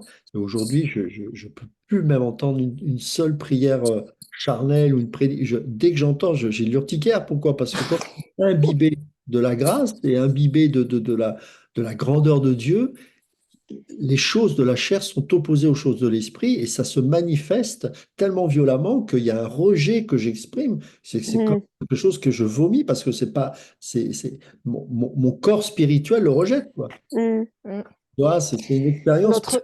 L'autre jour, je discutais avec mes beaux-parents et je disais, quand je suis revenue au Seigneur il y a une dizaine d'années, j'ai vraiment reçu une grâce surnaturelle de l'amour de Dieu dans mon cœur. C'était Mm. vraiment une expérience formidable que tout chrétien souhaite vivre avec Dieu. Enfin, j'étais transportée dans le ciel. J'étais vraiment quelque chose qui m'a imprégnée pendant 3 jours.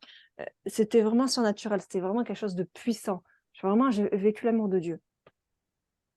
Et ben, pour moi, la plus belle grâce que Dieu m'ait faite dans ma vie, c'est la connaissance, c'est la révélation par son esprit de la parole et de ce que dit la parole sur la grâce, des choses Amen. qu'on vient de parler ce soir. mm, C'est pas quelque chose de, ça n'a pas été une expérience transcendante, c'est pas quelque chose mm, où mon Ouais. âme a vécu quelque chose de surpuissant. Par mm, contre, mon esprit a connu la connaissance.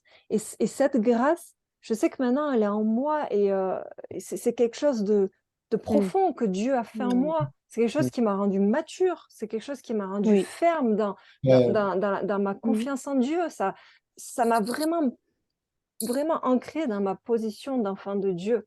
mm, Et c'est vrai, je pense, ce que tout enfant de Dieu devrait rechercher. Pas mm, des, pas des guilis ou des chatouillis comme mm, certains ont fait l'expérience, pas des tombées en arrière ou des choses comme ça. Ça nourrit pas l'esprit. Mais vraiment la connaissance du plan de Dieu, la connaissance de qui il est, de sa souveraineté et la connaissance de qui on est, nous, Ouais. pécheurs et dépravés. Ouais. Hein.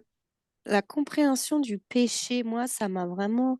Déjà, pendant le Covid et tout, quand je suis replongée dans la Bible, il y avait cette souveraineté de Dieu maintenant que j'ai commencé à comprendre. Et après coup, le péché. Et encore, il n'y a pas longtemps, j'étais encore en train d'étudier ça, le péché. Mais vraiment, c'est un sujet, mais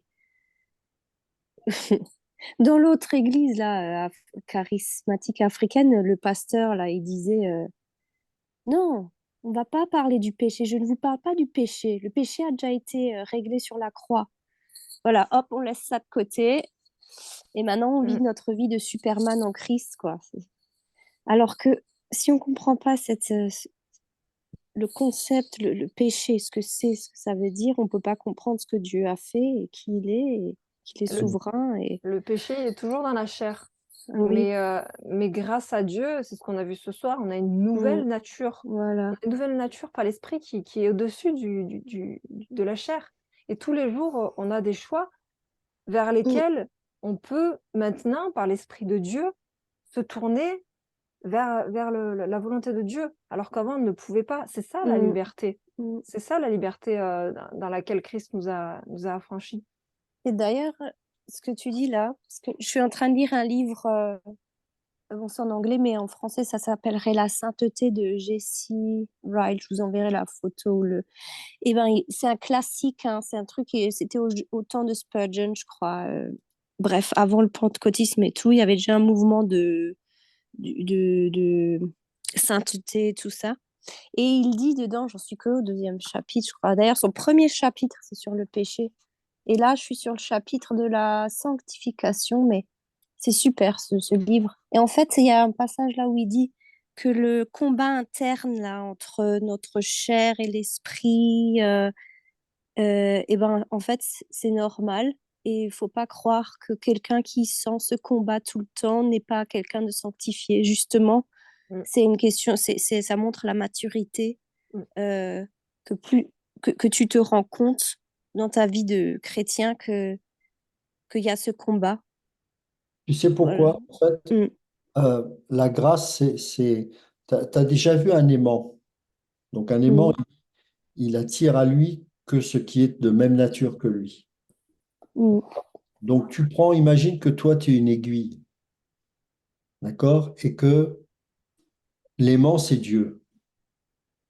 Parce que tu es de même nature que lui, bah, la grâce, elle va t'attirer automatiquement vers lui. Et le mm, problème qu'on a, c'est que les résistances que l'on a ne sont pas liées au péché, mais à la grâce. C'est-à-dire qu'on résiste à la grâce et donc c'est comme si, alors je sais pas si tu as essayé, mais quand tu prends un aimant en fait, et que tu prends l'aiguille, je sais pas moi, tu vas mettre ta main au milieu, tu vois, il y a des résistances, mais à un moment Mm. donné, que ces objets-là qui faisaient obstacle, tu les enlèves, automatiquement, bah, l'aiguille va être collée à l'aimant. Et c'est tout le travail qui consiste à ce que l'on soit nettoyé de tout ce qui nous parasite. Alors effectivement, c'est le péché pour qu'à un moment donné, on puisse au ciel être en totale communion. Mais sur ce Mm. chemin, tu verras que quand tu prends l'aimant et que tu t'éloignes un peu de l'aiguille, eh ben, que tu tires vers la droite, par exemple, l'aimant, l'aiguille, elle va pas tout de suite rejoindre l'aimant, mais elle va suivre l'aimant, elle va être attirée par l'attraction de l'aimant. Mm. Tu vois, ça, c'est ton chemin avec Dieu. Et bien sûr, il y aura des obstacles, il y a nos attirances avec le péché, on résiste, mais en fait, on n'a pas d'autre choix malgré tout de continuer à aller vers Dieu parce que l'attraction est plus forte que le reste. Ça, c'est le principe de la grâce. Ouais. Ça, c'est les limites auxquelles j'ai un peu de mal avec Washer sur certains points. C'est que j'évite de trop mettre l'emphase sur le péché. En théologie, c'est normal Mm. qu'on en parle parce que sinon, on ne comprend pas la portée de la grâce si on Mm. décortique pas tous les principes du péché. On est d'accord. Mais je crois que dans notre vie de tous les jours, c'est la grâce qu'on a besoin d'entendre. Oui. Parce que c'est elle qui nous pousse à renoncer à l'impiété. Mm. Sinon, on retombe dans la condamnation, n'est-ce pas? Oui, et dans la loi. Et donc, ce que Mm. malheureusement beaucoup d'églises font, et on retourne dans un joug de la servitude. On est devenu esclave de Christ, mais c'est cette liberté-là que nous pouvons user, parce qu'avant, on n'avait pas cette grâce-là. Mais qu'est-ce qui va nous pousser à aller vers lui? Tu sais, tu vas prêcher tous les jours sur la sainteté, je peux t'assurer qu'à un moment donné, tu vas en avoir la nausée. Tu prêches tous les jours sur la grâce, tu t'en lasseras jamais. Jamais, jamais, jamais. Mm. Parce que il n'y a pas de limite. Ouais, la sainteté, en fait, elle te ramène à la loi au bout d'un moment. Il Bah faut non, faire non, ci, non. il faut En fait, faire la ça. sainteté, tu dois la prêcher, mais en rapport Oui, à la grâce, oui, toujours. voilà. Oui, c'est Tu ça. dois jamais Pas. la sortir de la grâce. Alors après, encore une fois, je différencie de ce qu'on peut faire, par exemple, à l'école, où on explique ce qu'est la sainteté, ça c'est autre chose. Mais dans notre vie de tous les jours, tout doit tourner autour de la grâce de Dieu. Tu vois, là, on a parlé du libre arbitre, etc. Bon, bah, ça nous ramène, Luther, pour nous faire comprendre ça, il fait le lien avec la grâce de Dieu. C'est-à-dire que toute la théologie, toute la réforme, elle est basée sur la grâce. Mm. Eh Parce que oui. l'écriture est centrée sur la grâce. Et la grâce, on sait que c'est Jésus. Donc la Bible ne parle que d'une seule chose, c'est du Christ, de Genèse à Apocalypse, donc de la grâce. Mm. La loi, c'est une parenthèse, mais, mais, mais voilà. Et la nouvelle alliance est l'expression et la manifestation de la grâce. C'était une espérance avant, et aujourd'hui, alors ça reste une espérance par rapport à notre corps physique, mais pour le reste, non. C'est pour ça qu'il faut enseigner toujours tous ces aspects-là avec un message christocentrique et donc basé sur la grâce. Il ne faut pas laisser la place justement au libre arbitre ou il ne faut pas laisser croire un seul instant que l'homme peut s'en sortir. Moi, j'ai entendu des messages, moi-même est arrivé à une époque de prêcher comme ça. Il faut se sanctifier, il faut ceci faire. Je Mm. ne fais plus ça parce que ça ne transforme pas les gens. Ah, mais Ludovic, juste pour préciser, ce livre, il ne parle pas de. Justement, il vient à l'encontre de tous ces mouvements Oui, oui, de, je suis de d'accord. Non, non, mais sainteté. Mm. pour renforcer ça, non, je suis Mhm, d'accord. mhm, Oui, mhm. bien sûr, j'ai bien compris. Oui, oui, bien. Mm. Comme ça, tu crois pas que je vais lire les mauvais bouquins. Non, mais il n'y a pas de. Attends. Non, non, mais j'avais bien compris. Mais Ouais, justement, ouais. c'est bien. Mais c'est vrai que c'est super important parce que euh, c'est comme dans une relation de couple, hein, quelque part. Tu dois rester dans l'émerveillement. Donc, bah, tu vas parler que des choses qui t'attirent à cette personne. Tu vois?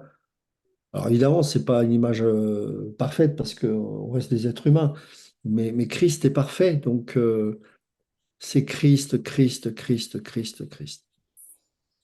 Voilà. Tu veux te Ouais. sanctifier, Christ. Tu veux grandir, Christ. Tu veux aimer, Christ. Mm. Sous-entendu, grâce, hein, c'est la grâce. Notre chair, notre nature, automatiquement s'en éloigne, Ah bah ouais, même sans s'en rendre compte. bah bien sûr.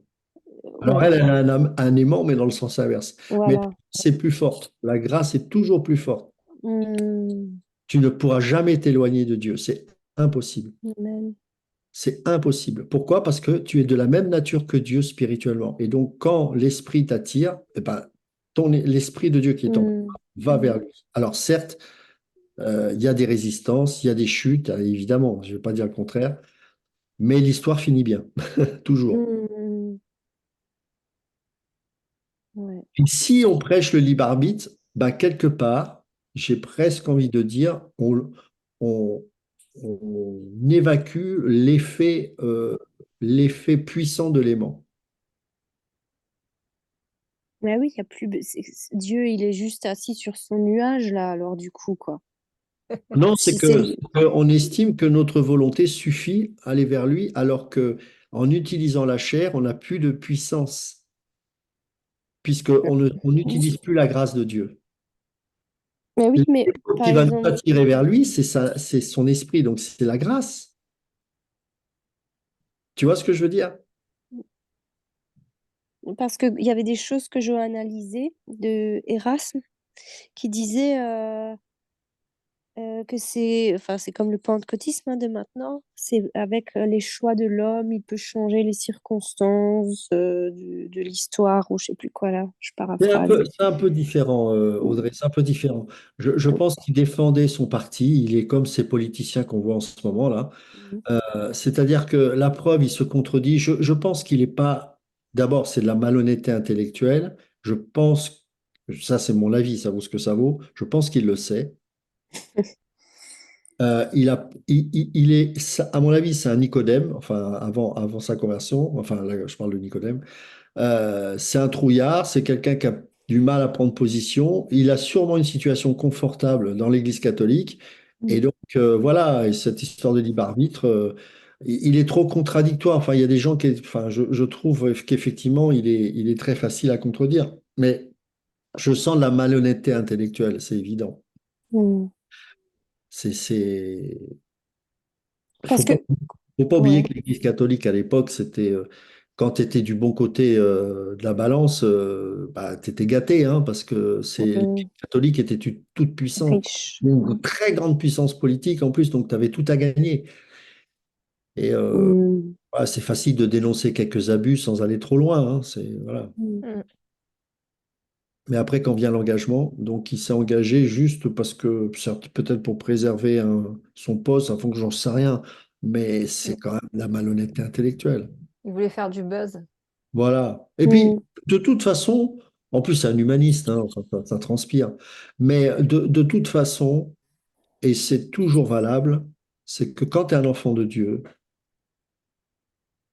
tu vis le rejet, tu vis la solitude, tu vis donc des gens qui sont, tu sais, j'appelle ça les Talleyrand de la foi. Tu sais, Talleyrand, il a traversé tous les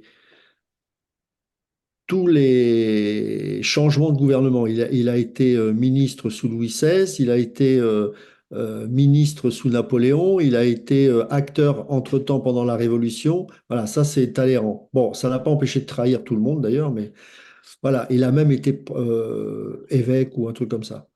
Bon, bah, il y a des gens comme Erasme, voilà, c'est ce genre de personnage, tu vois, c'est des gens qui se positionnent pas ou alors voilà, qui philosophent. Mais quand tu es un enfant de Dieu, bah voilà, c'est le rejet, c'est comme ça. Donc, parce que la parole, elle tranche, on en discutait bah, toujours sur le même sujet avec mon épouse dans la voiture, c'est que c'est une épée, la parole, ça fait mal, ça tranche, ça cogne. Mhm. Il y a pas de compromis, il n'y a pas de consensus mou quand tu es un enfant de Dieu. Regarde Luther, ce feu qu'il animait, regarde Paul, c'est le même esprit. Mhm. Quand tu vois Luther, tu as l'impression de voir Paul un peu, hein. Mm. Oui, c'est vrai. Alors bien sûr, il n'était pas parfait, il a dit aussi quelques bêtises, mais comme on en dit tous, mais à côté de ça, quel bonhomme, quoi, tu vois. Mm. Et aujourd'hui, on est entouré de plein de gens comme ça, plein de gens comme ça. Il y en a, il m'a fatigué avec la prédestination. Il me sortait des textes, je comprenais même pas, et je sais même pas s'il comprenait ce qu'il disait, ce qu'il écrivait. Mais pourquoi? Parce qu'en fait, c'est pas à moi qui parlait, c'est à lui-même. Il essayait de se convaincre. En fait, Et c'est des gens perdus. quand on C'est n'est des pas gens- touché par la grâce, c'est très difficile c'est à l'orgueil. accepter, hein. Mm. N'accepte pas l'homme parce que la nature de l'homme rejette la grâce. C'est l'esprit Mm. de Lucifer, c'est ça. C'est ce qui anime l'homme. Mm. C'est la chute, c'est ça. C'est, Mm. c'est- L'homme ne peut pas supporter ça. Et moi, je suis convaincu que le pentecôtisme a fait d'énormes dégâts parce qu'il a exalté l'homme. Et oui. La fin du 19e siècle, ça a été le contre-coup du beau réveil qu'il y a eu sous Georges Muller, sous euh, Spurgeon, enfin, il y en a Mm. plein au 19e siècle. Et ce Azusa Street, ça a détruit l'Église. Je crois que je ferai le sujet le pentecôtisme alors du coup. Non, vu que Toi qui j'avais parles fait. bien l'anglais, enfin qui comprend bien l'anglais, et en plus ça m'aiderait, je Ouais. cherche un bouquin qui a été écrit par une personne. Mm. Euh, je crois que c'est une américaine ou un américain, je ne sais plus. Mm. Ça s'intitule Les fruits pourris d'Azusa Street. Oui, je crois que je l'ai, mais je t'avais pas envoyé un lien. Tu m'avais dit, ah, Ah je vais bon? demander à ma femme Je sais pas, si c'est non. celui-là, Ah parce bon? qu'on en avait parlé. Bah Je renvoie-le suis alors, j'ai zappé. sûre que je l'ai vu, les Rotten Fruits of Azusa Street. Je crois bien que c'est en e-book que je l'ai vu et que Alors, c'est écrit par une femme, le il me problème, si tu veux, semble. c'est que moi, l'anglais, je le comprends, mais je décroche vite au bout d'un moment parce que je suis pas Ouais. très féru. Et si Attends, je... s'il y avait la possibilité d'avoir au moins un bon résumé en français, ça serait super, quoi. Rotten Moi, je Fruits. serais prêt à le balancer sur Internet, hein, ça me fait, j'ai plus aucun problème avec ça, hein. Si ça peut amener des conversions, moi j'y vais, hein. Je suis persuadée. Parce que des livres sur Azusa Street, j'en ai trouvé plein, mais Comme des ça, il y en a bons, plein, mais c'est que que du des éloges. positif, voilà. Mais je suis persuadée. Écoute, je vais voir ça et Ouais. je te le renvoie. J'ai vu quelque chose, mais j'ai beaucoup dû lire et comprendre et étudier cette histoire de pentecôtisme et de ce mouvement pour essayer de comprendre de quoi j'étais en train de sortir. Donc, oui, j'ai de la matière, on va dire. Euh, En ouais. septembre, si tu veux. Pas au plus tôt, Oui, si tu veux. Non, pas Après, plus tôt, non. Je non, suis mais on a encore bientôt en fini. En train de plus, chercher où loger. dans 2 semaines, je crois, on a fini l'année, là. De toute façon, je vais vous faire un peu plus intervenir chacun l'année prochaine pour que vous soyez un petit Mm. peu plus aguerris. C'est bien. Puis en plus, bah, je me régale, moi, donc c'est bien. Non, en tout cas, Ouais, non. Johanna, tu as fait un super boulot, hein. C'est vraiment chouette. Mm. Merci. Donc, et puis, bah, Audrey, prépare-toi pour septembre. Ouais, j'ai Et tout puis, Carlos, l'été. il nous fera tous les grands navigateurs qui avaient la foi, qui ont parcouru Mm. toutes les mers pour évangéliser. Hein, Carlos. Je crois que Carlos n'est plus là, je crois. Si, on vient de le voir. Il est encore là? Ah. Ok, en tout cas, Euh, merci. Merci vraiment pour tout. Et puis, donc, je sais plus. Alors, on a encore 2 semaines, non, je crois. Non, je sais plus. Attendez, faut que je regarde. Bon, de toute façon, je vous On est dirai le ça. 14, oui, ça paraît cohérent. Ouais. Ouais. bon, moi j'ai 2% de batterie et mes enfants, je dois les mettre au lit. Ah, Parfait. Là, tu vois, le timing est bon. C'est le moment. ça Soyez sonne la bénis. fin. Et puis, à bientôt. À bientôt. Merci à Merci, tous. bonne Bonne soirée, bon soirée. week-end. Bye. Week-end, ouais. Soyez bénis. Bye Merci. bye. Bye. Bye.